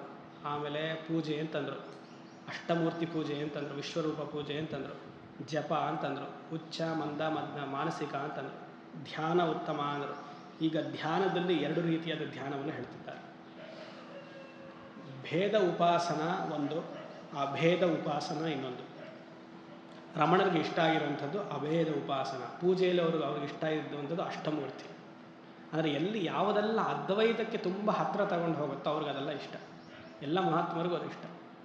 ಒಂದು ಹೇಳಿದೆ ಭೇದ ಉಪಾಸನ. ಉಪಾಸನ ಅಂದರೆ ಮೆಡಿಟೇಷನ್, ಧ್ಯಾನ. ಇನ್ನೊಂದು ಅಭೇದ ಉಪಾಸನ. ಭೇದ ಅಂದ್ರೇನು? ಭಗವಂತ ನನಗಿಂತ ಭಿನ್ನವಾಗಿದ್ದಾನೆ, ಹೊರಗಡೆ ಇದ್ದಾನೆ, ಅವನನ್ನು ಮನಸ್ಸಿನಲ್ಲಿ ಭಾವನೆ ಮಾಡ್ತೀನಿ, ಅದು ಭೇದ ಉಪಾಸನ. ಇಲ್ಲ ಅಂದರೆ ಭಗವಂತನನ್ನು ಒಂದು ಮೂರ್ತಿಯಾಗಿ ನೋಡಿ, ಇಲ್ಲ ಭಗವಂತನಿಗೆ ಇವಾಗ ಸಾಲಿಗ್ರಾಮ ಅಂತ ಹೇಳಿದೆ, ಸಾಲಿಗ್ರಾಮದಲ್ಲಿ ವಿಷ್ಣುವನ್ನು ಆಹ್ವಾನ ಮಾಡ್ತೀನಿ, ಲಿಂಗದಲ್ಲಿ ಈಶ್ವರನನ್ನು ಆಹ್ವಾನ ಮಾಡ್ತೀನಿ, ಯಂತ್ರದಲ್ಲಿ ಅಮ್ಮನವರನ್ನು ಆಹ್ವಾನ ಮಾಡ್ತೀನಿ. ಅಂದರೆ ಏನಾಯಿತು, ನಿಮಗೊಂದು ಮೀಡಿಯಂ ಬೇಕಾಗಿದೆ, ಆಲಂಬನೆ ಬೇಕಾಗಿದೆ ನಿಮ್ಮ ಚಿಂತನೆಗೆ. ಇದಕ್ಕೆ ಭೇದ ಉಪಾಸನೆ ಅಂತ ಹೆಸರು. ರಮಣರು ಹೇಳ್ತಿದ್ದಾರೆ, ಈ ಭೇದ ಉಪಾಸನೆ ಸರಿ, ನೀನು ಮುಂದೆ ಏನೋ ಒಂದು ಇಟ್ಕೊಂಡಿದ್ದೀಯ, ಅಮ್ಮನವರು ಯಾರೋ ಇದ್ದಾರೆ, ಕಲ್ಲಲ್ಲಿ ಭಗವಂತನನ್ನು ಆಹ್ವಾನ ಮಾಡೋಕ್ಕಿಂತ ನಿನ್ನ ಮೇಲೆ ಯಾಕೆ ನೀನು ಮಾಡ್ಕೊಳ್ಬಾರ್ದು? ಅಭೇದ ಉಪಾಸನೆ ಅಂತ ಅದಕ್ಕೆ ಹೆಸರು. Why can't you invoke the paramatma in you instead of invoking the paramatma on an external object? ಗೊತ್ತಾಗ್ತಿದೆಯಾ? ಭೇದ ಭಾವನ, ಅಭೇದ ಭಾವನ. ರಮಣರಿಗೆ ಇಷ್ಟ ಆಗ್ತಿರೋದು ನಿನ್ನಲ್ಲಿ ನೀನು ಭಾವನೆ ಮಾಡು. ಒಂದು ಮೂರ್ತಿಯಲ್ಲಿ ನಾವು ನೋಡಿ, ಇಲ್ಲಿ ಈಶ್ವರ ಇದ್ದಾನೆ, ಪ್ರಣವಲಿಂಗೇಶ್ವರ ಅಂತ ಹೆಸರು, ಸ್ಫಟಿಕ ಶಿವಲಿಂಗ, ಅಲ್ಲಿ ಶಿವತತ್ವವನ್ನು ನೋಡ್ತೀವಿ. ನಮ್ಮಲ್ಲಿ ಯಾಕೆ ಶಿವತತ್ವವನ್ನು ನೋಡೋಕ್ಕೆ ಸಾಧ್ಯ ಇಲ್ಲ? ಅದಕ್ಕೆ ತಾನೇ ಯಾವುದೆಲ್ಲ ಜಪ ನೀವು ಗುರುಗಳಿಂದ ತಗೊಂಡಿರ್ತೀರೋ ಅವರೊಂದು ನ್ಯಾಸವನ್ನು ಕೊಟ್ಟಿರ್ತಾರೆ ನಿಮಗೆ, ಕರನ್ಯಾಸ ಅಂಗನ್ಯಾಸ ಅಂತೆಲ್ಲ ಕೊಟ್ಟಿರ್ತಾರೆ. ಏನು ಮಾಡ್ತೀರಿ ಆ ಕರನ್ಯಾಸ ಅಂಗನ್ಯಾಸದಲ್ಲಿ? ಕೈಗಳಲ್ಲಿ ದೇವತೆಯನ್ನು ಭಾವನೆ ಮಾಡ್ತೀರಿ, ಆ ಬೀಜಾಕ್ಷರಗಳನ್ನು. ಅಗ್ನಿರ್ಮೇ ವಾಚಶ್ರುತಃ, ಅಗ್ನಿಯನ್ನು ನಾಲ್ಗೆ ಹೇಳ್ತೀವಿ. ಅದೇ ರುದ್ರನ್ಯಾಸ ಏನೋ, ಲಘುನ್ಯಾಸ, ಅದೇ ಹಸ್ತಯೋರ್ ಇಂದ್ರಸ್ತಿಷ್ಠತುನ, ಬಾಹೋರ್ ಇಂದ್ರಸ್ತಿಷ್ಠತು, ಜಠರೆ ಅಗ್ನಿಸ್ತಿಷ್ಠತು, ಕಂಠೆ ವಸವಸ್ತಿಷ್ಠತು, ಸರಸ್ವತಿ ತಿಷ್ಠತು, ನಾಸಿಕಯೋರ್ ವಾಯುಸ್ತಿಷ್ಠತು. ಏನಾಯಿತು? ಮೂಗಿನಲ್ಲಿ ವಾಯುದೇವತ, ಕಣ್ಣಿನಲ್ಲಿ ಸೂರ್ಯದೇವತ, ಮನಸ್ಸಿನಲ್ಲಿ ಚಂದ್ರದೇವತ, ನಾಲಿಗೆಯಲ್ಲಿ ಅಗ್ನಿದೇವತ. ಇದಕ್ಕೆ ನ್ಯಾಸ. ಈ ರೀತಿಯಾಗಿ ನ್ಯಾಸ ಯಾಕೆ ಮಾಡ್ಕೊಳ್ಬಾರ್ದು? ಒಂದೊಂದು ಅಂಗದಲ್ಲಿ ನೀನು ನ್ಯಾಸವನ್ನು ಮಾಡ್ಕೊಳ್ತೀವಿ. ಕಲ್ಲಿಗಿಂತ ಮಾಡೋಕ್ಕಿಂತ ಮುಂಚೆ ನಮ್ಮಲ್ಲಿ ಮಾಡ್ಕೊಳ್ಬೋದಲ್ವ? ನಮಗೇನಂತಂದರೆ ಕಲ್ಲಲ್ಲಿರುವಂತಹ ಸಾನ್ನಿಧ್ಯ ನಮ್ಮ ಶರೀರದಲ್ಲಿಲ್ಲ ಅಂತ. ಕಲ್ಲು ಹೇಗೆ ಒಂದು ಬಹಿರಂಗವಾಗಿ ಒಂದು ಉಪಾದಿಯೋ, ಉಪಾದಿ ಅಂದರೆ ಒಂದು ಮೀಡಿಯಮ್ ಫಾರ್ ಮೆಡಿಟೇಷನ್, ಹಾಗೆ ಈ ಶರೀರ ಮನಸ್ಸು ಒಂದು ಉಪಾದಿ ಧ್ಯಾನಕ್ಕೆ. ಅಲ್ಲಿ ಧ್ಯಾನ ಮಾಡೋಕ್ಕಿಂತ ಈ ಶರೀರ ಮನಸ್ಸಿನಲ್ಲಿ ಆ ಭಗವತ್ ತತ್ವವನ್ನು ತಂದುಕೋ, ಅಲ್ಲಿ ಧ್ಯಾನ ಮಾಡು. ಇದಕ್ಕೆ ಅಭೇದ ಉಪಾಸನೆ ಅಂತ ಹೆಸರು. ರಮಣರು ಹೇಳ್ತಿದ್ದಾರೆ, ಇದಕ್ಕೆ ಅಭೇದ ಉಪಾಸನೆಗೆ ಶಾಸ್ತ್ರದಲ್ಲಿ ಅಹಂಗ್ರೋಪಾಸನ ಅಂತ ಹೆಸರು. ಟೆಕ್ನಿಕಲ್ ಆಗಿ ಅಹಂಗ್ರೋಪಾಸನ, ಅಭೇದ ಉಪಾಸನ. ಈ ಅಭೇದ ಉಪಾಸನೆಯೂ ಅದ್ವೈತ ಅಲ್ಲ, ಅದ್ವೈತಕ್ಕೆ ಹತ್ತಿರ. ನಮಗೆ ಬೇಕಾಗಿರೋದು ಅಭೇದ ಜ್ಞಾನವೇ ಹೊರತು ಅಭೇದ ಉಪಾಸನ ಅಲ್ಲ. ಯಾಕಂದರೆ ಅಭೇದ ಉಪಾಸನೆಯಲ್ಲೂ ಕಿಂಚಿತ್ತು ಲೇಸು ದ್ವೈತ ಇದೆ, ಆದರೆ ಅಭೇದ ಜ್ಞಾನದಲ್ಲಿ ದ್ವೈತ ನಿಷಿದ್ಧವಾಗಿದೆ. ಅದು ಎಕ್ಸ್ಪ್ಲೇನ್ ಮಾಡ್ತೀನಿ ಆಮೇಲೆ ಏನು ಅಂತ, ಮುಂದೆನೇ ಬರುತ್ತೆ, ಅವರು ಹೇಳ್ತಾರೆ. ಇಲ್ಲಿ ನೋಡಿ ಶ್ಲೋಕ, ಭೇದ ಭಾವನಾತ್. ಭೇದ ಭಾವನ ಅಂದರೆ ಭೇದ ಉಪಾಸನ. ಇಲ್ಲಿ ಭಾವನ ಅಂದರೆ ಮನಸ್ಸು ಅಂತ ಅರ್ಥ, ವೃತ್ತಿಗಳು ಅಂತ ಅರ್ಥ. ಭಾವನಾ ಇಸ್ ಈಕ್ವಲ್ ಟು ಥಾಟ್ಸ್, ವೃತ್ತಿ. ಭೇದದ ಚಿಂತನೆಗಿಂತ ಅಸೌ ಸಹ ಅಹಂ ಇತಿ ಸೋಹಮಿತ್ಯಸೌ. ಅಹಂ ಸಹ, ಸಹ ಅಹಂ, ಸೋಹಂ. ಭೇದ ಭಾವನ, ಅಲ್ಲಿ ಭಗವಂತ ಇದ್ದಾನೆ ಅಂತ ಹೇಳೋಕ್ಕಿಂತ ಭಗವಂತ ಇಲ್ಲಿ ನನ್ನಲ್ಲಿದ್ದಾನೆ ಅಂತ ಹೇಳುವಂತಿದ್ದಾರೆ. ಸೋಹಮಿತ್ಯಸೌ, ಸೋಹಂ, ಸೋಹಂ, ಹಂಸಃ. ಯತಿಗಳಿಗೆಲ್ಲ ಅದೇ ಹಂಸ ಗಾಯತ್ರಿನೇ ಜಪ. ಹಂಸ ಹಂಸಾಯ ವಿದ್ಮಹೇ ಪರಮಹಂಸಾಯ ಧೀಮಹಿ ತನ್ನೋ ಹಂಸಃ ಪ್ರಚೋದಯಾತ್. ಸೋಹಂ ಹಂಸಃ ಪರಮಹಂಸಃ ಪರಮಾತ್ಮ ಚಿನ್ಮಯೋಹಂ ಸಚ್ಚಿದಾನಂದ ಸ್ವರೂಪೋಹಂ ಸೋಹಂ ಹಂಸ ಇತಿ ಓಂ ಅಂತ ಬರುತ್ತೆ. ನಮಗೆಲ್ಲ ಅದೇ ಜಪ. ನಾವೆಲ್ಲ ನಮಃ ಶಿವಾಯನೋ ಓಂ ನಮೋ ನಾರಾಯಣನೋ ಹೇಳಲ್ಲ. ಇದನ್ನೇ ಬೆಳಗ್ಗೆ 3 ಹೊತ್ತು ಇದೇ ಹೇಳ್ತಾ ಇರಬೇಕು. ನೀವು ಹೇಳದಿತ್ತೀರಿ ಸ್ವಾಮಿ, ನಾವು ಹೇಳೋಕ್ಕಾಗತ್ತಾ ಅಂತಂದರೆ ನೀವು ಹೇಳಿ, ಪರವಾಗಿಲ್ಲ. ಬೇಡ ಬೇಡ ಸ್ವಾಮಿ, ಭಯ ಆಗುತ್ತೆ ನಮಗೆ. ಭಯ ಏನಾಗಲ್ಲ, ಇನ್ನೂ ಒಳ್ಳೇದಾಗುತ್ತೆ ನಮಗೆ. ಭೇದ ಭಾವನಾತ್, ಈ ಭೇದ ಉಪಾಸನೆಗಿಂತ ಸೋಹಮಿತಿ ಅಸೌ ಅಂದರೆ ಈ ರೀತಿಯಾಗಿ ಡೂಯಿಂಗ್ ಲೈಕ್ ದಿಸ್, ಈ ರೀತಿಯಾಗಿ ಅಹಂಗ್ರೋಪಾಸನೆ ಮಾಡೋದ್ರಿಂದ ಅಭಿಧ ಅಂದರೆ ಹೆಸರು ಅಂತ, ಭಾವನಾಭಿಧ ಅಂತಿದೆ. ಅಭಿಧ ಸೋಹಂ ಇತಿ ಉಪಾಸನಾ ಅಭಿಧ, ಅಹಂಗ್ರೋಪಾಸನಾ ಅಭಿಧ, ಭಾವನಾ ಅಭಿಧ, ಪಾವನೀ ಮತ. ಮತ ಅಂದರೆ ನನ್ನ ಮತವು, ನನ್ನ ಅನಿಸಿಕೆಯು, ಮತ್ತು ಸಂಪ್ರದಾಯದ ಅನಿಸಿಕೆಯು, ಹಿರಿಯರ ಅನಿಸಿಕೆಯೂ ಇದೇ ಆಗಿದೆ ಮತ. ಕ್ರಮದಿಂದ ಹೀಗೆ ಅಭೇದ ಉಪಾಸನೆಯೇ ಶ್ರೇಷ್ಠ ಅಂತ ಹೇಳ್ತಿದ್ದಾರೆ, ಭೇದ ಉಪಾಸನೆ ಶ್ರೇಷ್ಠ ಅಂತ ಹೇಳ್ತಿಲ್ಲ. ಪಾವನಿ ಮತ ಅಂದರೆ ನಿನಗೆ ತುಂಬ ಸಹಾಯ ಮಾಡುತ್ತೆ ಅದ್ವೈತ ಮೋಕ್ಷಕ್ಕೆ ಬರೋದಕ್ಕೆ. ಮನಸ್ಸು ತುಂಬ ಕನ್ನಡಿಯಂತೆ ಮಾಡಿಬಿಡುತ್ತೆ, ಸ್ಫಟಿಕದಂತೆ ಮಾಡುತ್ತೆ. ಇಲ್ಲಿ ಸ್ಫಟಿಕವನ್ನು ನೋಡಿ ಎಷ್ಟು ಚೆನ್ನಾಗಿದೆ ಅಂತ ಹೇಳ್ತೀವಿ. ಈಶ್ವರನ ಹತ್ರ ಹೋಗಿ ಏನು ಪ್ರಾರ್ಥನೆ ಮಾಡಬೇಕು ಅಂದರೆ, ನೀನಿರೋ ಹಾಗೆ ನನ್ನ ಮನಸ್ಸು ಮಾಡು ಅಂತ ಕೇಳಬೇಕು. ಸ್ಫಟಿಕ ಕಲ್ಲದಂತೆ ನನ್ನ ಮನಸ್ಸು ಮಾಡಪ್ಪ ಭಗವಂತ ಅಂತ ಕೇಳಬೇಕು. ಚಿತ್ತಶುದ್ಧಿ ಅದೇ. ಆ ಸ್ಫಟಿಕದ ಹಿಂದೆ ಯಾವುದೇ ಬಣ್ಣದ ವಸ್ತ್ರವನ್ನಿಟ್ಟರು ಅದು ಹೇಗೆ ರಿಫ್ಲೆಕ್ಟ್ ಮಾಡುತ್ತೋ, ನಮ್ಮ ಮನಸ್ಸು ಆ ರೀತಿಯಾಗಿ ಸ್ಫಟಿಕದಂತೆ ಇರಬೇಕು. ಆ ರೀತಿಯಾಗಿ ನಾವು ರಿಫ್ಲೆಕ್ಟ್ ಮಾಡಬೇಕು. ಸ್ಫಟಿಕದಕ್ಕೊಂದೊಂದು ಗುಣ ಇದೆ. ಕೆಟ್ಟದ್ದು ಹಾಕಿದ್ರೆ ಕೆಟ್ಟದ್ದು ರಿಫ್ಲೆಕ್ಟ್ ಮಾಡುತ್ತೆ, ಒಳ್ಳೇದು ಹಾಕಿದ್ರೆ ಒಳ್ಳೇದು ರಿಫ್ಲೆಕ್ಟ್ ಮಾಡುತ್ತೆ, ಆ್ಯಂಪ್ಲಿಫೈ ಮಾಡುತ್ತೆ ಅದನ್ನು. ಭಾವನಾಭಿಧ ಪಾವನೀ ಮತ. ಇನ್ವೋಕ್ ಭಗವಂತ ಅಂದರೆ ಭಗವಂತನನ್ನು ಜಾಸ್ತಿ ನಿನ್ನಲ್ಲಿ ತಂದುಕೋ. ಹೊರಗಡೆ ಭಗವಂತ ಇದ್ದಾನೆ ಅಂತ ಹೇಳಬೇಡ. ಹೊರಗಡೆ ಭಗವಂತ ಇದ್ದಾನೆ ಅನ್ನೋದು ಬಾಲಪಾಠ, ನಿನ್ನಲ್ಲಿ ಇದ್ದಾನೆ ಅನ್ನೋದು ಇನ್ನೂ ಸ್ವಲ್ಪ ಅಡ್ವಾನ್ಸ್ಡ್ ಪಾಠ. ಮುಂದೆ ಬರುತ್ತೆ ನೀನೇ ಭಗವಂತ ಅಂತ, ಅದು ಅದ್ವೈತ ಪಾಠ. 3 ಹಂತದಲ್ಲಿ ಹೇಳ್ತಿದ್ದಾರೆ. ಹೊರಗಡೆ ಭಗವಂತನಿಗಿಂತ ನಿನ್ನಲ್ಲಿದ್ದಾನೆ, 2ನೇ ಹಂತ ಇದೆ. ನಿನ್ನಲ್ಲಿ ನ್ಯಾಸಗಳನ್ನು ಮಾಡ್ಕೋ, ನಿನ್ನಲ್ಲಿ ಹೃದಯದಲ್ಲಿ, ಹೃದಯ ಕುಹರ ಮಧ್ಯೆ ಕೇವಲಂ ಬ್ರಹ್ಮ ಮಾತ್ರ ಅಂತ ಆಯಿತು. ಮುಂದೆ 9ನೇ ಶ್ಲೋಕದಲ್ಲಿ ಏನು ಹೇಳ್ತಿದ್ದಾರೆ? ಭಾವಶೂನ್ಯ ಸದ್ಭಾವ ಸುಸ್ಥಿತಿ. ಸದ್ಭಾವ ಸುಸ್ಥಿತಿ ಅಂದರೆ 8ನೇ ಶ್ಲೋಕದಲ್ಲಿ 2 ರೀತಿಯಾದ ಉಪಾಸನೆ ಇದೆ ಅಂತ ಹೇಳಿದ್ರು. 9ನೇ ಶ್ಲೋಕದಲ್ಲಿ ಸಗುಣ ಸಮಾಧಿಯನ್ನು ಪ್ರಶಂಸೆ ಮಾಡ್ತಿದ್ದಾರೆ. ಸಗುಣ ಸಮಾಧಿ. ಸಮಾಧಿ ಅಂದ್ರೇನು? ಮನಸ್ಸಿನಲ್ಲಿ ವೃತ್ತಿಗಳಿದೆ. ಮನಸ್ಸಿನ ವೃತ್ತಿಗಳಲ್ಲೆಲ್ಲ ನಾವು ಮಾಡುವಂಥ ಉಪಾಸ್ಯ ಮೂರ್ತಿಯೇ ಆಗಿಬಿಟ್ಟಿದೆ. ನೀವು ನಮಃ ಶಿವಾಯ ಅಂತ ಹೇಳಿದ್ರೆ ಪೂರ್ತಿ ಪರಮೇಶ್ವರನ ತತ್ವವೇ ನಿಮ್ಮ ಮನಸ್ಸಿನಲ್ಲಿದೆ. ಅದಕ್ಕೆ ಭಾವ ಸಮಾಧಿ ಅಂತ ಹೆಸರು. ಅದಕ್ಕಿಲ್ಲಿ ಭಾವ ಸುಸ್ಥಿತಿ. ನಿಮ್ಮ ಮನಸ್ಸು ಪ್ರತ್ಯೇಕವಾಗಿ ಇನ್ನೊಂದು ಬಗ್ಗೆ ಚಿಂತನೆ ಮಾಡ್ತಿಲ್ಲ. ಆ ಯಾವ ವಿಚಾರ ಇದೆಯೋ ಆ ವಿಚಾರ ಆಗಿಬಿಟ್ಟಿದೆ ಮನಸ್ಸು. ಈ ಪರಮೇಶ್ವರ ಒಂದು ದೇವತಾ ಚಿಂತನೆ ಆಗಿಬಿಟ್ಟಿದೆ. ವಿಷ್ಣು ಅಂತಂದರೆ ವಿಷ್ಣು ಅಂತ ಭಗವಂತ, ಆ ವಿಷ್ಣುಮಯವಾಗಿಬಿಟ್ಟಿದೆ. ಶಿವಮಯವಾಗಿಬಿಟ್ಟಿದೆ. ಶಿವಮಯವೂ ಒಂದೇ, ವಿಷ್ಣುಮಯವೂ ಒಂದೇ. ನೀವಲ್ಲಿ ಹೆಚ್ಚು ಸಮಾಧಿಯಲ್ಲಿ ನಿಮಗೆ ಆಕಾರ ಶಂಕುಚಕ್ರ ಗದಾಧಾರಿನೋ, ಇಲ್ಲಿ ಜಟಾಧಾರಿನೋ, ಬಂಬಂಬೋಲೆ ಅವೆಲ್ಲ ಇಲ್ಲ. ಅದೆಲ್ಲ ಬಂಬಂಬೋಲೆ ಎಲ್ಲ ಎಲ್ಲಿ? ಬಹಿರಂಗ ಸಾಧನೆ, ಏಕರೂಪ ಸಾಧನೆಯಲ್ಲಿ. ಆ ಬೋಲೆ ಅದೆಲ್ಲ ಇಲ್ಲಿಲ್ಲ, ಮನಸ್ಸಿನಲ್ಲಿಲ್ಲ. ಆದರೆ ಶಿವ ಅನ್ನುವಂಥ ಅರ್ಥದಕ್ಕೆ ಮಂಗಳಕರ ಅಂತ. ಮನಸ್ಸು ಮಂಗಳಕರವಾಗಿಬಿಟ್ಟಿದೆ. ವಿಷ್ಣು ಅಂದರೆ ಸರ್ವವೇವೇಷ್ಠೀತಿ ವಿಷ್ಣು ಅಂತ. ಎಲ್ಲ ಕಡೆ ನಿಮ್ಮ ಮನಸ್ಸು ವ್ಯಾಪಿಸಿದೆ ಅಂತಂದರೆ ಎಲ್ಲರ ಮನಸ್ಸಿನಲ್ಲೂ ಆ ಭಗವತ್ ತತ್ವವನ್ನು ನೀವು ನೋಡ್ತಿದ್ದೀರಿ. ಅದಕ್ಕಿಲ್ಲಿ ಭಾವ ಸುಸ್ಥಿತಿ. ಮನಸ್ಸು ಪೂರ್ತಿ ಅಬ್ಸಾರ್ವ್ ಆಗಿಬಿಟ್ಟಿದೆ. ಅಬ್ಸಾರ್ಪ್ಷನ್ ಈಸ್ ಸಮಾಧಿ. ಸಮ್ಯಕ್ ಆಧೀಯತೆ ಮನಃ ಇತಿ ಸಮಾಧಿ ಅಂತ ಹೆಸರು. ಸಮಾಧಿ ಅಂದ್ರೇನು? ಧೀಹಿ ಬುದ್ಧಿ. ಸಮಯವಾಗಿ ಸಮ್ಯಕ್ ದರ್ಶನದಲ್ಲಿ ಇದೆ ಮನಸ್ಸು. ಯಾವ ಸಮ್ಯಕ್ ದರ್ಶನ? ಉಪಾಸ್ಯ ದೇವತೆಯ ಸಮ್ಯಕ್ ದರ್ಶನ. ಅದಕ್ಕೆ ಇಲ್ಲಿ ಸಮಾಧಿ ಅಂತ ಹೆಸರು. ಭಾವಶೂನ್ಯ ಸದ್ಭಾವ ಸುಸ್ಥಿತಿ. ಭೇದ ಉಪಾಸನೆಯ ವೃತ್ತಿಗಳಿಗಿಂತ ಅಭೇದ ಉಪಾಸನೆಯ ಸಮಾಧಿಯಲ್ಲಿ ಮನಸ್ಸು ನಿಂತಿದೆ. ಭಾವಶೂನ್ಯ. ಇಲ್ಲಿ ಭಾವ ಅಂದರೆ ಮನಸ್ಸು, ಶೂನ್ಯ ಅಂದರೆ ಮನಸ್ಸಿನಲ್ಲಿ ಉಂಟಾಗುವಂತಹ ವೃತ್ತಿಗಳು ಇಲ್ಲ. ಭಾವಶೂನ್ಯ, ವೃತ್ತಿಗಳ ರಹಿತ ಅಂತ ಹೆಸರು. ಭಾವಶೂನ್ಯ ಸತ್ ಭಾವ ಸುಸ್ಥಿತಿ ಭಾವನಾ ಬಲಾತ್. ಇಲ್ಲಿ ಭಾವನಾ ಅಂದರೆ ಮತ್ತೆ ವೃತ್ತಿ.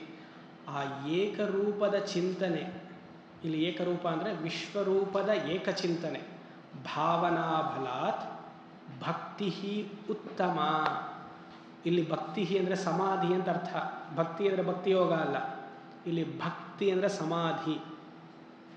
ಮನಸ್ಸು ಪೂರ್ತಿ ಸಮಾಧಿಗೊಂಡ್ಬಿಟ್ಟಿದೆ. ಭೇದ ಭಾವವನ್ನು ದಾಟಿ ಭಾವಶೂನ್ಯವನ್ನು ಮಾಡಿ ಅನೇಕ ಈಶ್ವರ ಉಪಾಸನೆಯನ್ನೆಲ್ಲ ಬಿಟ್ಟು ಏಕ ಈಶ್ವರ ಚಿಂತನೆಯಲ್ಲಿ ಬಂದು ಸಮಾಧಿಯಲ್ಲಿ ಮನಸ್ಸು ನಿಂತುಬಿಟ್ಟಿದೆ. ಭಾವನಾ ಬಲಾತ್. ಬಲಾತ್ ಅಂದರೆ ಎಲ್ಲ ವೃತ್ತಿಗಳು ಹೇಳ್ತಾರೆ. ವಿಜಾತೀಯ ವೃತ್ತಿ ಪ್ರವಾಹ, ಸಜಾತೀಯ ವೃತ್ತಿ ವ್ಯಾಪಾರ. ಸಜಾತೀಯ ವೃತ್ತಿ ವ್ಯಾಪಾರ ಒಂದೇ ಚಿಂತನೆ. ಆಜ್ಯದಾರಯ ಶಿವ ಶಿವ ಶಿವ ಅಂತ ಹರಿತಾ ಇದೆ ಮನಸ್ಸು. ಯಾವ ದೇವತೆ ಇದೆಯೋ ಅದು ಹೇಗಾಗುತ್ತೆ? ಭಾವನಾ ಬಲಾತ್. ಶುರುವಿನಲ್ಲಿ ಪ್ರಯತ್ನ ಪಡಬೇಕು. ಆಮೇಲೆ ಚಿಕ್ಕ ವಯಸ್ಸನ್ನು ನಾವಿದ್ದಾಗ ಸೈಕಲ್ ಕಲಿತಾ ಇದ್ವಲ್ಲ, ಸೈಕಲ್ ಏನು ಕಲಿತೀವಿ? ಹೇಗೆ ಕಲಿತೀವಿ ಸೈಕಲ್? ಏನು ಹೆಸರು ಅದಕ್ಕೆ? ಕತ್ರಿ.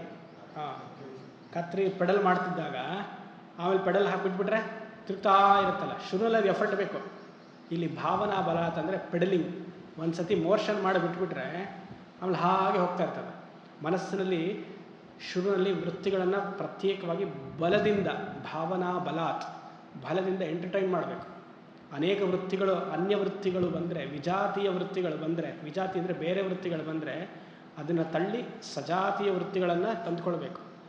ಅದು ಒಂದು ಸತಿ ಪ್ರೋಸೆಸ್ ಸಿಕ್ಬಿಡ್ತು, ಕತ್ರಿ ಥರ ಪೆಡಲಿಂಗ್ ಆಗ್ತಾ ಇರುತ್ತೆ. ಪಾವನಿ ಮತ ಅಂತ ಹೇಳಿದ್ರು, ಇಲ್ಲಿ ಅದಕ್ಕೆ ಸಮಾಧಿ ಅಂತ ಹೆಸರು. Free wheeling. ಹಾಂ ಸರಿ, ಫ್ರೀ ವೀಲ್. ಅದಕ್ಕೆ ಕೃಷ್ಣ ಗೀತೆಯಲ್ಲಿ ಹೇಳ್ತಾನೆ 6ನೇ ಅಧ್ಯಾಯದಲ್ಲಿ, ಯಥಾ ದೀಪೋ ನಿವಾತಸ್ಥಃ ನೇಂಗತೆ ಸೋಮಪಾಸ್ಮೃತಾಃ ಯೋಗಿನೋ ಯಥಚಿತ್ತಸ್ಯ ಯುಂಜತೋ ಯೋಗಮಾತ್ಮನಃ. 6ನೇ ಅಧ್ಯಾಯದ 19-20 ಶ್ಲೋಕದಲ್ಲಿ ಬರುತ್ತೆ. ಏನು ಹೇಳ್ತಾನೆ ಅಂದರೆ, ಯೋಗಿಯ ಮನಸ್ಸು ಸಮಾಧಿಯಲ್ಲಿದ್ದಾಗ ಯಾವುದೇ ಥರದ ವಿಕ್ಷೇಪವನ್ನುಗೊಳ್ಳಲ್ಲ. ಹೇಗೆ ಅಂದರೆ, ಒಂದು ದೀಪವನ್ನು ಬೆಳಗಿದ್ದಾಗ ಆ ದೀಪಕ್ಕೊಂದು ಎಕ್ಸ್ಟರ್ನಲ್ ಒಂದು ಕವರ್ ಹಾಕ್ತಿರಲ್ಲ, ಎಲ್ಲ ಒಂದು ನೋಡಿರ್ತೀರ ಗ್ಲಾಸ್. ಹಾಂ, ಫ್ಯಾನ್ ಬಂದ್ರೂ ಅಲ್ಲಾಡಲ್ಲ. ಅಂದರೆ ಯಥಾ ದೀಪೋ ನಿವಾತಸ್ಥಃ ನ ಇಂಗತೆ ಸ ಉಪಮಾ ಸ್ಮೃತಃ. ಹೇಗೆ ಅಲ್ಲಿ ಅದು ಒಂದು ಗ್ಲಾಸ್ ಹಾಕಿ ಪ್ರೊಟೆಕ್ಷನ್ ಮಾಡ್ತೀವೋ, ಉಪಮಾ ಅಂದರೆ ಎಕ್ಸಾಂಪಲ್, ಅದೇ ರೀತಿಯಾಗಿ ಯೋಗಿಯ ಮನಸ್ಸು ಭಾವಸುಸ್ಥಿತಿ, ಆ ಉಪಾಸ್ಯ ದೇವತೆ ಮೇಲೆ ಇರುತ್ತೆ. ಯಾವುದೇ ರೀತಿಯಾಗಿ ಚಿಂತನೆ ಹೊರಗಡೆ ಹೋಗಲ್ಲ. ಚಿಂತನೆ ಹೊರಗಡೆ ಹೋಗಿಲ್ಲ ಅಂದರೆ ಏನು ಕಾರಣ? ಸತತವಾಗಿ ಜಪ ಮಾಡಬೇಕು, ಧ್ಯಾನ ಮಾಡಬೇಕು. ಆ ಜಪ ಕೂರಬೇಕು ಅಂದರೆ ಮನಸ್ಸು ಹೇಗಿರಬೇಕು? ಮನಸ್ಸು ಜಪದಲ್ಲೇ ಕೂರಬೇಕು ಅಂದರೆ ಸ್ಫಟಿಕ ಸರಿ. ಮನಸ್ಸು ಜಪದಲ್ಲಿಯೇ ಅಥವಾ ಧ್ಯಾನದಲ್ಲೇ ಆಸಕ್ತಿ ಇರಬೇಕು ಅಂತಂದರೆ ಅದಕ್ಕೆ ಪೂರ್ವಕವಾಗಿ ಏನಿರಬೇಕು? ಬಾಹ್ಯ ಪ್ರಪಂಚದಲ್ಲಿ ಇರುವಂತಹ ಕಾರ್ಯಗಳನ್ನು ಕಮ್ಮಿ ಮಾಡ್ಕೊಳ್ಬೇಕು. ಕಾರ್ಯಗಳನ್ನು ಕಮ್ಮಿ ಮಾಡ್ಕೊಳ್ಬೇಕು ಅಂದರೆ ಏನು ಮಾಡಬೇಕು? ನೀವೆಲ್ಲ ಹೀಗಂದ್ರೆ ಕಷ್ಟ. ಅಂತರ್ಮುಖ ಎಲ್ಲ ಒಂದೇ, ಬಾಹ್ಯವಾದ ಅಂತರ್ಮುಖ. ಅದೇ ನೋಡಬೇಕು. ಕರ್ಮಯೋಗ ರೀತಿಯಾಗಿ ಮನಸ್ಸನ್ನು ಫಸ್ಟ್ ಚೇಂಜ್ ಮಾಡ್ಕೊಳ್ಬೇಕು. ಅದೇ ಥರ ಶುರು ನೋಡಿದ್ವಲ್ಲ, ಮಾಡೋದೆಲ್ಲ ಈಶ್ವರನಿಗೆ ಅಂತ ಇರಬೇಕು, ಮಾಡೋದೆಲ್ಲ ನನಗೆ ಅಂತ ಬಂದಾಗ ಮನಸ್ಸಿನಲ್ಲಿ ವೃತ್ತಿಗಳು ಬೆಳೀತಾ ಹೋಗುತ್ತೆ. ಈಶ್ವರನಿಗೆ ಅಂತ ಬಂದಾಗ ಮನಸ್ಸಿನಲ್ಲಿ ವಿಕ್ಷೇಪ ಇರೋದಿಲ್ಲ, ಎಕ್ಸ್ಟ್ರಾವರ್ಟೆಡ್ನೆಸ್ ಇರೋದಿಲ್ಲ. ಈಶ್ವರನಿಗೆ ಕರ್ಮ, ಆವಾಗಲೇ ಚಿತ್ತಶುದ್ಧಿ ಆಗೋದು. ಆ ಚಿತ್ತಶುದ್ಧಿಯಿಂದ ಜಪ ಮಾಡಿದಾಗ ಇನ್ನೂ ತಿಳಿವು, ಕಾನ್ಸಂಟ್ರೇಷನ್, ಏಕಾಗ್ರತೆ ಇನ್ನೂ ಬೆಳೀತಾ ಹೋಗುತ್ತೆ. ಆ ರೀತಿಯಾಗಿ ಮಾಡಿದಾಗ ಸಮಾಧಿ ಸಿದ್ಧಿಸೋದು. ಅದು ಒಂದು ಕ್ಯಾಂಪಲ್ಲಿ, ಒಂದು ರಿಟ್ರೀಟಲ್ಲೆಲ್ಲ ಸಿದ್ಧಿಸಲ್ಲ. ಪ್ರತ್ಯೇಕವಾಗಿ ಹೀಗೆ ಬರಬೇಕು, ಏಕಾಂತವಾಗಿ ಇರಬೇಕಿಲ್ಲಿ ಆಶ್ರಮದಲ್ಲಿ ಇದ್ದು ಗುರುಮುಖೇನ ಕಲಿಬೇಕು. ಎಲ್ಲ ಗುರುಮುಖೇನ ಆಗಬೇಕು. ಗುರುಮುಖೇನ ಆದ್ರೇ ಅದೃಷ್ಟ ಶಕ್ತಿ. ಅದಕ್ಕೆ ನೀವು ಎಷ್ಟೇ ಇಲ್ಲಿ ಕೂತು ಕೇಳಿದ್ರು ನಿಮಗೊಂದು ಇನ್ಫಾರ್ಮೇಷನ್, ಇದು ಇನ್ಫಾರ್ಮೇಷನ್ ಸಹಾಯ ಮಾಡುತ್ತೆ, ಒಂದು ವಿಚಾರ ಜ್ಞಾನ. ನೀವು ಪ್ರಯತ್ನ ಪಡಬೇಕು, ಗುರು ಸಂಪರ್ಕದಲ್ಲಿರಬೇಕು. ಅದೃಷ್ಟ ಶಕ್ತಿ ಅಲ್ಲೇ ಬರೋದು. ಗುರುವಿನ ಸಾನ್ನಿಧ್ಯದಲ್ಲಿಯೇ ಸತ್ಸಂಗ ಹಾಗೂ ಅದೃಷ್ಟ ಶಕ್ತಿಯೇ ಹೊರತು ಅದ್ವೈತ ವೇದಾಂತದಲ್ಲ. ಯಾವುದೇ ಸಾಧನೆಯಲ್ಲಿ ಗುರು ಇಲ್ಲದೆ ಏನೂ ಮಾಡೋಕ್ಕೆ ಸಾಧ್ಯ ಇಲ್ಲ. ಗುರು ಯಾಕೆ ಬೇಕು ಅಂದರೆ, ಆ ಗುರು ಶಿಷ್ಯ ಆಗಿದ್ದ, ಅವನು ಆ ಶಿಷ್ಯ ಆಗಿದ್ದಾಗ ಅವ್ರ ಗುರುಗಳಿಂದ ಕಲ್ತಿರೋದ್ರಿಂದ ಆ ಗುರುವಿಂದ ಇವನು ಕಲಿತು ಇವನು ಅದನ್ನು ಮತ್ತೆ ನಿಮ್ಗೆ ಹೇಳ್ಕೊಡ್ತಾರೆ. ಅವನು ಹೊಸ ವಿದ್ಯೆ ಏನಲ್ಲ, ಅದು ಪರಂಪರೆಯಿಂದ ಬಂದಿರುವಂಥ ವಿದ್ಯೆ ಅದು. ಎಲ್ಲ ಮಾಡಬೇಕು, ಆನ್ಲೈನಲ್ಲಿ ಕ್ಲಾಸ್ ಮಾಡಬೇಕು, ಈ ಥರ ಬಂದು ರಿಟ್ರೀಟ್ ಕೇಳಬೇಕು, ಮನೆಗೆ ಹೋಗಿ ನೀವು ಎಫರ್ಟ್ ಹಾಕಬೇಕು. ನಾಳೆ ಮಧ್ಯಾಹ್ನ ಹೋದ್ಮೇಲೆ ಹಬ್ಬ ಆಯ್ತಂತಾರೆ, ತುಂಬ ಚೆನ್ನಾಗಿತ್ತು, ಏನೋ ಬಿಸಿಲು ಎಲ್ಲ ಚೆನ್ನಾಗಿತ್ತು, ಹೋಗಿ ಬಂದ್ವಿ, ಶನಿವಾರ ಭಾನುವಾರ ಏನೂ ಇರಲಿಲ್ಲ ಅಂತ ಹೋಗಿ ಬಂದ್ವಿ. ಆದರೆ ನೆಕ್ಸ್ಟ್ ಟೈಮ್ ತಿರುವಣ್ಣಾಮಲೈಗೆ ಹೇಳಿದ್ರೆ ಬಿಸಿಲಲ್ಲಿ ಹೋಗ್ಬಾರ್ದು, ನವಂಬರ್ ಡಿಸೆಂಬರಲ್ಲಿ ಹೋಗಬೇಕು, ಆಯಿತಾ? ಆ ಥರ ಎಲ್ಲ ಬರಬಾರ್ದು. ಬಿಸಿಲಲ್ಲಿ ಇದೇ ಇದೆ ತಪಸ್ಸೇ ಪಂಚಾಗ್ನಿ ವಿದ್ಯೆ. ಚಾಂದೋಗ್ಯೋಪನಿಷತ್ತಲ್ಲಿ ಪಂಚಾಗ್ನಿ ವಿದ್ಯೆ ಪ್ರತ್ಯೇಕವಾಗಿ ಬರುತ್ತೆ, ಅದು ಬೇರೆ. ಪಂಚಾಗ್ನಿ ವಿದ್ಯೆ ಅಂತಲೇ ಇದೆ. ಮಠ ಮಧ್ಯಾಹ್ನ 12 ಗಂಟೆಯಲ್ಲಿ ಬಿಸಿಲಲ್ಲಿ ನಿಂತು ತಪಸ್ಸು ಮಾಡಬೇಕು ಅಂತಿದೆ. ಅದೇನು 4 ದಿಕ್ಕಲ್ಲೂ ಅಗ್ನಿಯನ್ನು ಹಾಕ್ಕೊಳ್ಬೇಕು. ನಿಮಗೊಂದು ಡಿಸ್ಟೆನ್ಸಲ್ಲಿ ಒಂದು ಸರ್ಕಲ್, ಒಂದು ವೃತ್ತಾಕಾರದಲ್ಲಿ ನೀವು ಕೂತು ಕೈ ಡಿಸ್ಟೆನ್ಸಲ್ಲಿ ಉತ್ತರ ಪಶ್ಚಿಮ ಪೂರ್ವ ದಕ್ಷಿಣ ಅಲ್ಲೂ ಅಗ್ನಿ ಇರಬೇಕು, ಅಗ್ನಿ ಜ್ವಲನೆ ಆಗ್ತಿರಬೇಕು. ಅದು ಬೆಳಗ್ಗೆ 8:30ಗಲ್ಲ, 12:30 1 ಗಂಟೆ ಚೈತ್ರ ಮಾಸದ ಬಿಸಿಲು, ತಿರುವಣ್ಣಾಮಲೈ ಬಿಸಿಲು, ಇಲ್ಲ ಬೆಂಗಳೂರು ಬಿಸಿಲಲ್ಲ, ಇಲ್ಲಾಂದರೆ ರಾಜಸ್ಥಾನ್ ಬಿಸಿಲು. ಆ 12:30 1 ಗಂಟೆಗೆ ಅಭಿಜಿತ್ ಮುಹೂರ್ತದಲ್ಲಿ ನೀವು ಕೂರಬೇಕು, 3/4 ಗಂಟೆ, ಆಯಿತಾ? ಅದು ತಪಸ್ಸು. AC ಆನ್ ಮಾಡಿಕೊಂಡು ನಾವು ಫ್ಯಾನ್ ಹಾಕು ಸ್ವಲ್ಪ, ಅದೆಲ್ಲ ತಪಸ್ಸು. ಬೆವರಬೇಕು. ತಪಸ್ಸು ಅಂದರೆ ತಾಪಹ, ಅದರಿಂದನೇ ಪಾಪಗಳು ಹೋಗೋದು.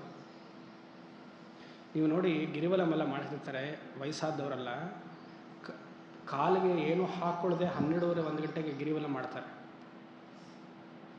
ಮತ್ತು ಗಾಡಿಗಳೆಲ್ಲ ಹೋಗ್ತಿರುತ್ತೆ, ನೀವು ಬಸ್ ಸ್ಟ್ಯಾಂಡ್ ಹತ್ರ ಎಲ್ಲ ಹೋದರೆ ಗ್ಲಾಸ್ ಪೀಸಸ್ ಬಿದ್ದಿರುತ್ತೆ, ಏನೋ ಆಕ್ಸಿಡೆಂಟ್ ಎಲ್ಲೋ ಆಗಿರುತ್ತೆ, ಗ್ಲಾಸ್ ಪೀಸಸ್ ಬಿದ್ದಿರುತ್ತೆ, ಚುಚ್ಚತ್ತೆ. ರಮಣರು ಗಿರಿವಲಂ ಯಾರು ಮಾಡ್ತಿದ್ರೆ ಮಧ್ಯಾಹ್ನ ಮಾಡೋಂತ ಕಳಿಸೋರು.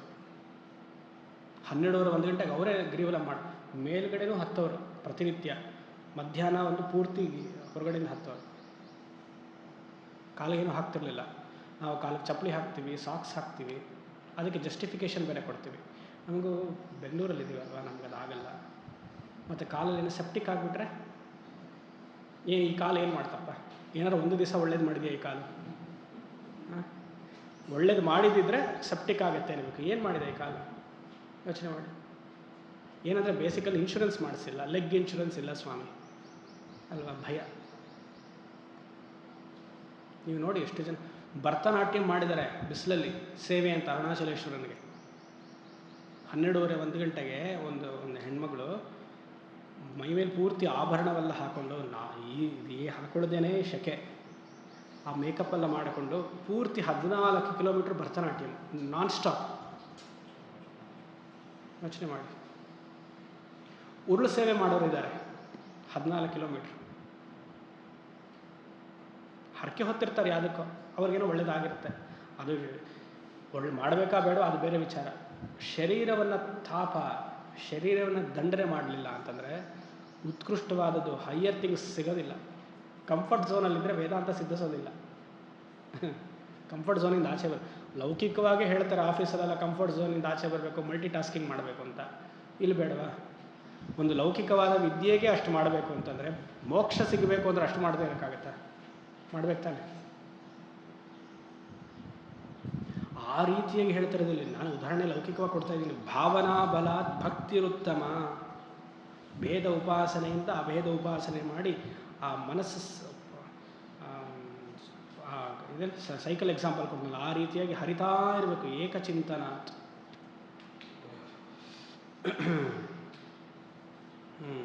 ಆಯಿತು, ಮುಂದೆ 10ನೇದು.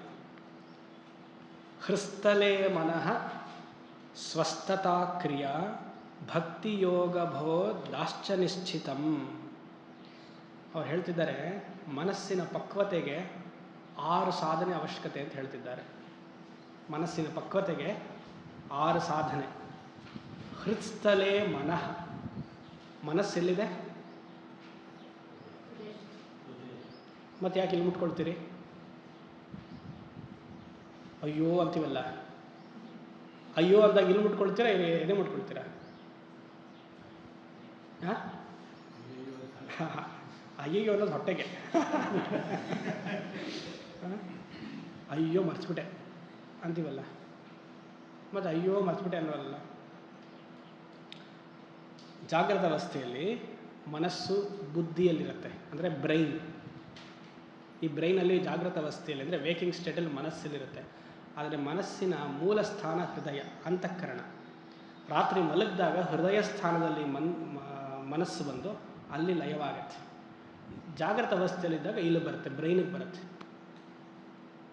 ಇಲ್ಲಿ ಹೇಳ್ತಿದ್ರೆ ಹೃತ್ ಸ್ಥಳೇ ಮನಃ.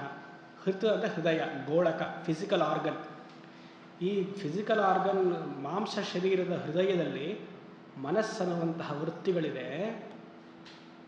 ಅದಕ್ಕೆ ಸ್ವಸ್ಥತೆ, ಸ್ವಸ್ಥತಾ ಕ್ರಿಯಾ, ಅದಕ್ಕೆ ಸ್ವಸ್ಥತೆ ಅಂದರೆ ಹೃದಯದಲ್ಲಿಯೇ ಮನಸ್ಸಿದ್ದು ಬಿಟ್ಟರೆ ಚಿಂತನೆ ಇಲ್ಲ.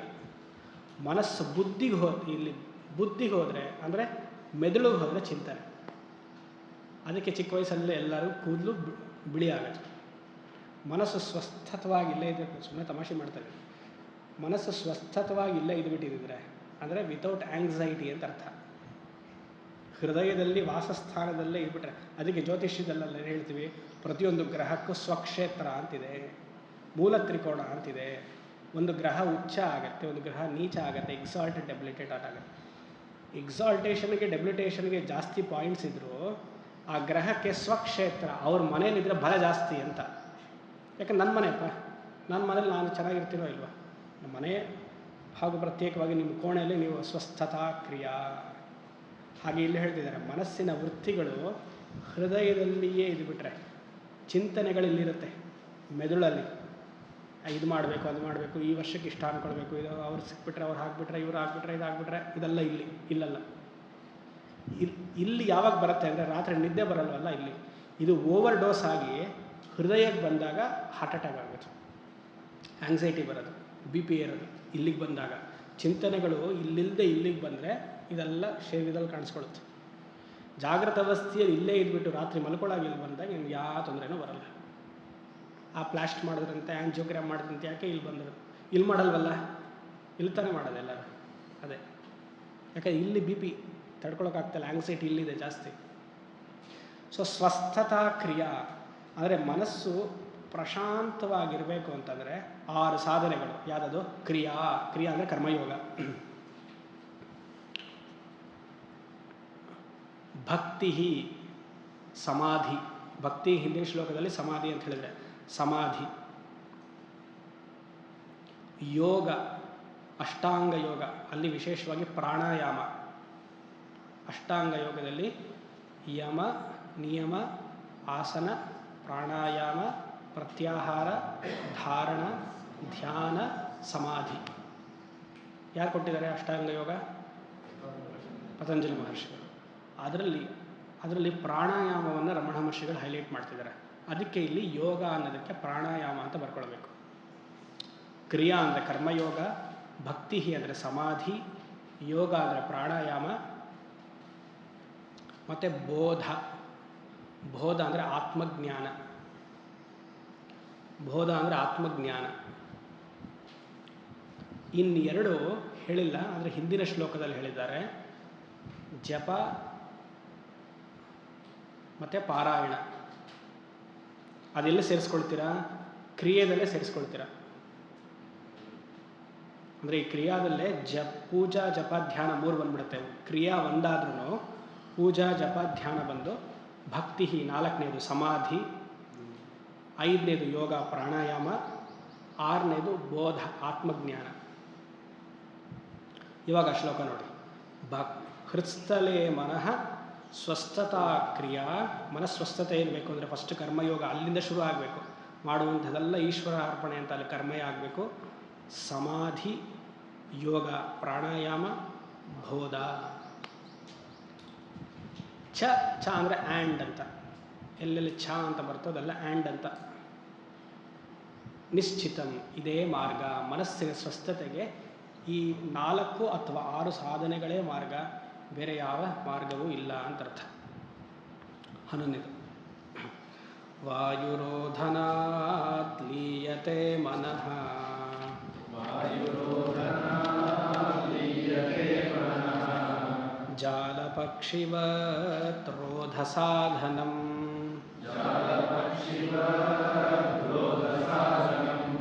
ಚಿತ್ತವಾಯವಶ್ಚಿತ್ಕ್ರಿಯಾಯುತಾಃ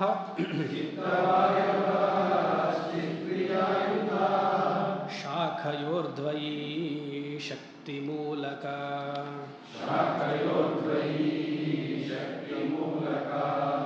ಪ್ರಾಣಾಯಾಮದ ಸಾಧನೆಯನ್ನು ಹೇಳ್ತಿದ್ದಾರೆ. ಇದು ಕರ್ಮಯೋಗ ಹೇಳಿ ಆಯಿತು, ಜಪ ಪೂಜಾ ಬಗ್ಗೆ ಎಲ್ಲ ಹೇಳಿ ಆಯಿತು, ಧ್ಯಾನ ಸಮಾಧಿ ಬಗ್ಗೆನೂ ಹೇಳಿ ಆಯಿತು. ಈಗ ಪ್ರಾಣಾಯಾಮ ಹೇಳ್ತಿದ್ದಾರೆ. ಆರ್ಡರ್ ಪ್ರಾಣಾಯಾಮ ಬರಬೇಕಾಗಿತ್ತು, ಆಮೇಲೆ ಧ್ಯಾನ, ಪರವಾಗಿಲ್ಲ. ಪ್ರಾಣಾಯಾಮ ಸಿದ್ಧಿಸಬೇಕು ಅಂದರೆ ಏನು ಸಿದ್ಧಿಸ್ಬೇಕು ನಮಗೆ? ಯಮ ನಿಯಮ ಆಸನ ಪ್ರಾಣಾಯಾಮ. ಪ್ರಾಣಾಯಾಮ 4ನೇದು, ಸಮಾಧಿ 8ನೇದು. ಸಮಾಧಿಗಿಂತ ಮುಂಚೆ ಧ್ಯಾನ, ಧ್ಯಾನಕ್ಕಿಂತ ಮುಂಚೆ ಧಾರಣ, ಧಾರಣಕ್ಕಿಂತ ಮುಂಚೆ ಪ್ರತ್ಯಾಹಾರಕ್ಕಿಂತ ಮುಂಚೆ ಆಸನ, ಯಮ ನಿಯಮ. ಕೂತ್ಕೊಳ್ಬೇಕು 1 ಗಂಟೆ ಕಾಲ, ಅರ್ಧ ಗಂಟೆ ಕಾಲನೋ 1 ಗಂಟೆ ಕಾಲ ಅಲ್ಲಾಡದೆ ಕೂರಬೇಕು. ಕೂರದು ಹೇಗೆ ಸಾಧ್ಯ? ಯಮ ನಿಯಮದಿಂದ ಸಾಧ್ಯ. ಯಮ ಅಂದ್ರೇನು? ಡಿಸಿಪ್ಲಿನ್, ಹತೋಟಿ. ಮನಸ್ಸು ಹಾಗೂ ಶರೀರ ಒಂದೇ ಕೇಂದ್ರೀಕೃತವಾಗಿರಬೇಕು. ಶರೀರ ಒಂದು ಕಡೆ ಕೂರಬೇಕು ಅಂತಂದರೆ ಹಲವಾರು ಹೇಳ್ತಾರೆ, ಬ್ರಹ್ಮಚರ್ಯ ಅವಶ್ಯಕತೆ. ಆಮೇಲೆ ಯಮದಲ್ಲಿ ಇದೆಯಲ್ಲ ಈ ಥರದ್ದು, ಸತ್ಯ, ಅಹಿಂಸೆ, ಅಹಿಂಸಾ, ಅಸ್ತೇಯ, ಅಪರಿಗ್ರಹ, ಬ್ರಹ್ಮಚರ್ಯ. ಇದು ಯಮ. ಆದಷ್ಟು ಸತ್ಯವಾಗಿರಬೇಕು. ಅಹಿಂಸಾ, ಆದಷ್ಟು ತೊಂದರೆಯನ್ನು ಕೊಡಬಾರ್ದು. ಎಲ್ಲ ಆದಷ್ಟು ಸೇರಿಸ್ತಾ ಇದ್ದೀನಿ, ವ್ಯಾಖ್ಯಾನಕಾರರು ಯಾರೂ ಸೇರಿಸಲ್ಲ. ನಮ್ಮ ಪ್ರಾಕ್ಟಿಕಲ್ ಲೈಫಲ್ಲಿ ಗೊತ್ತಲ್ಲ, ಆದಷ್ಟು ಸೇರಿಸ್ಬೇಕು. ಆದಷ್ಟು ಸತ್ಯವನ್ನು ಹೇಳಬೇಕು, ಆದಷ್ಟು ಯಾರಿಗೆ ಇನ್ನೊಬ್ಬರು ತೊಂದರೆ ಕೊಡಬಾರ್ದು. ಆಮೇಲೆ ಸತ್ಯ, ಅಹಿಂಸೆ, ಅಸ್ತೇಯ, ಇದು ಆದಷ್ಟು ಇಲ್ಲ. ಇನ್ನೊಬ್ಬರ ಸಂಪತ್ತನ್ನು ಮನಸ್ಸಿನಲ್ಲಿಯೂ ಯೋಚನೆ ಮಾಡಬಾರ್ದು. ಅಸ್ತೇಯ ಅಂದರೆ ಕಳ್ಳತನ ಅಂತ ಅರ್ಥ. ಪರರ ಸಂಪತ್ತನ್ನು, ಪರರ ಸ್ತ್ರೀಯರನ್ನು, ಪರರ ಪುರುಷರನ್ನು, ಯಾರೇ ಆಗಲಿ ಅದು ಮನಸ್ಸಿನಲ್ಲಿಯೂ ಬೇರೆ ರೀತಿಯಾಗಿ, ಕೆಟ್ಟ ರೀತಿಯಾಗಿ ಭಾವನೆ ಮಾಡಬಾರ್ದು. ಒಂದ್ಸತಿ ಮೈಕ್ ಹುಷಾರಾಗಿರಬೇಕು. ಅದು ಮಾಡಬಾರ್ದು ಅಂದ್ಬಿಟ್ರೆ ಮಾಡ್ಬೋದಾ ಸ್ವಾಮಿ ಅಂತ ಆಗೋಗುತ್ತೆ. ಮಾಡಬಾರ್ದು. ಆಯಿತಾ? ಬ್ರಹ್ಮಚರ್ಯ, ಆದಷ್ಟು ಬ್ರಹ್ಮಚರ್ಯವನ್ನು ಪಾಲನೆ ಮಾಡಬೇಕು. ಸತ್ಯ, ಅಹಿಂಸಾ, ಅಸ್ತೇಯ, ಅಪರಿಗ್ರಹ, ಇದು ಕಷ್ಟ, ಸುಮಾರು ಸತಿ ಹೇಳಿದ್ದೀನಿ. ಅಪರಿಗ್ರಹ ಅಂದ್ರೇನು? ಪರಿಗ್ರಹ ಅಂದ್ರೇನು? ಗ್ರಹ ಹಿಡಿಯೋದು, ಪರಿಗ್ರಹ. ಅಪರಿಗ್ರಹ ಅಂದರೆ ಏನು ತ್ಯಜಿಸೋದು? ಅಲ್ಲ ಅಲ್ಲ, ಬಹುಮಾನಗಳನ್ನು ತಗೊಳ್ಬಾರ್ದು. ಅಪರಿಗ್ರಹ ಅಂದರೆ you should not accept gifts.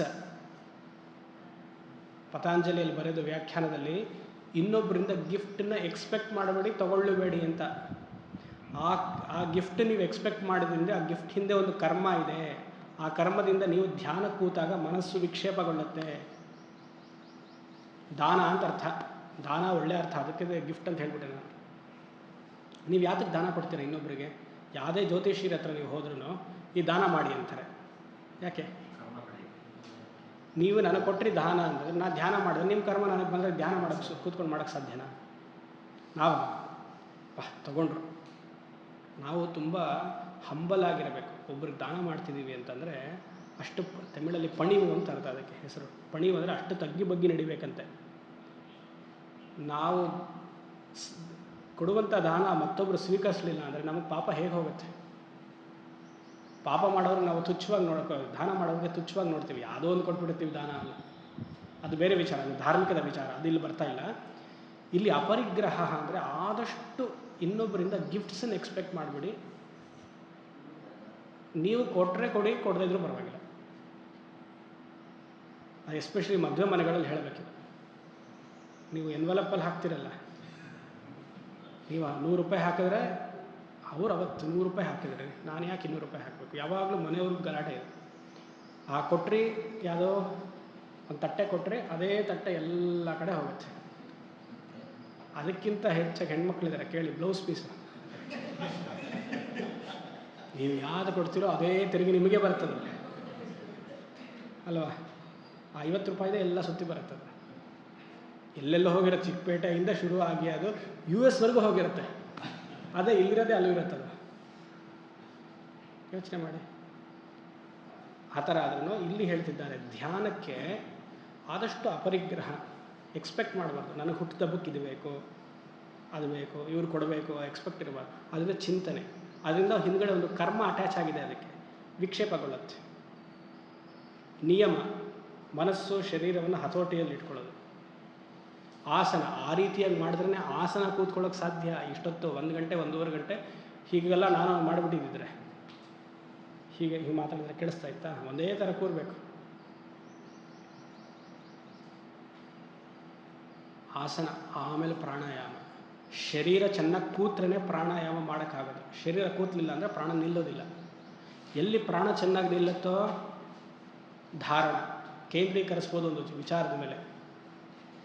ಆಮೇಲೆ ಪ್ರತ್ಯಾಹಾರ, ಅದನ್ನೇ ಮತ್ತೆ ಮನಸ್ಸು ವಿಕ್ಷೇಪಗೊಂಡಾಗ ಆ ಕ್ಷಣದಲ್ಲಿ ಮನಸ್ಸನ್ನು ತಂದು ಒಂದು ವಿಚಾರದಲ್ಲಿ ನಿಲ್ಲಿಸೋಕ್ಕೆ ಪ್ರತ್ಯಾಹಾರ.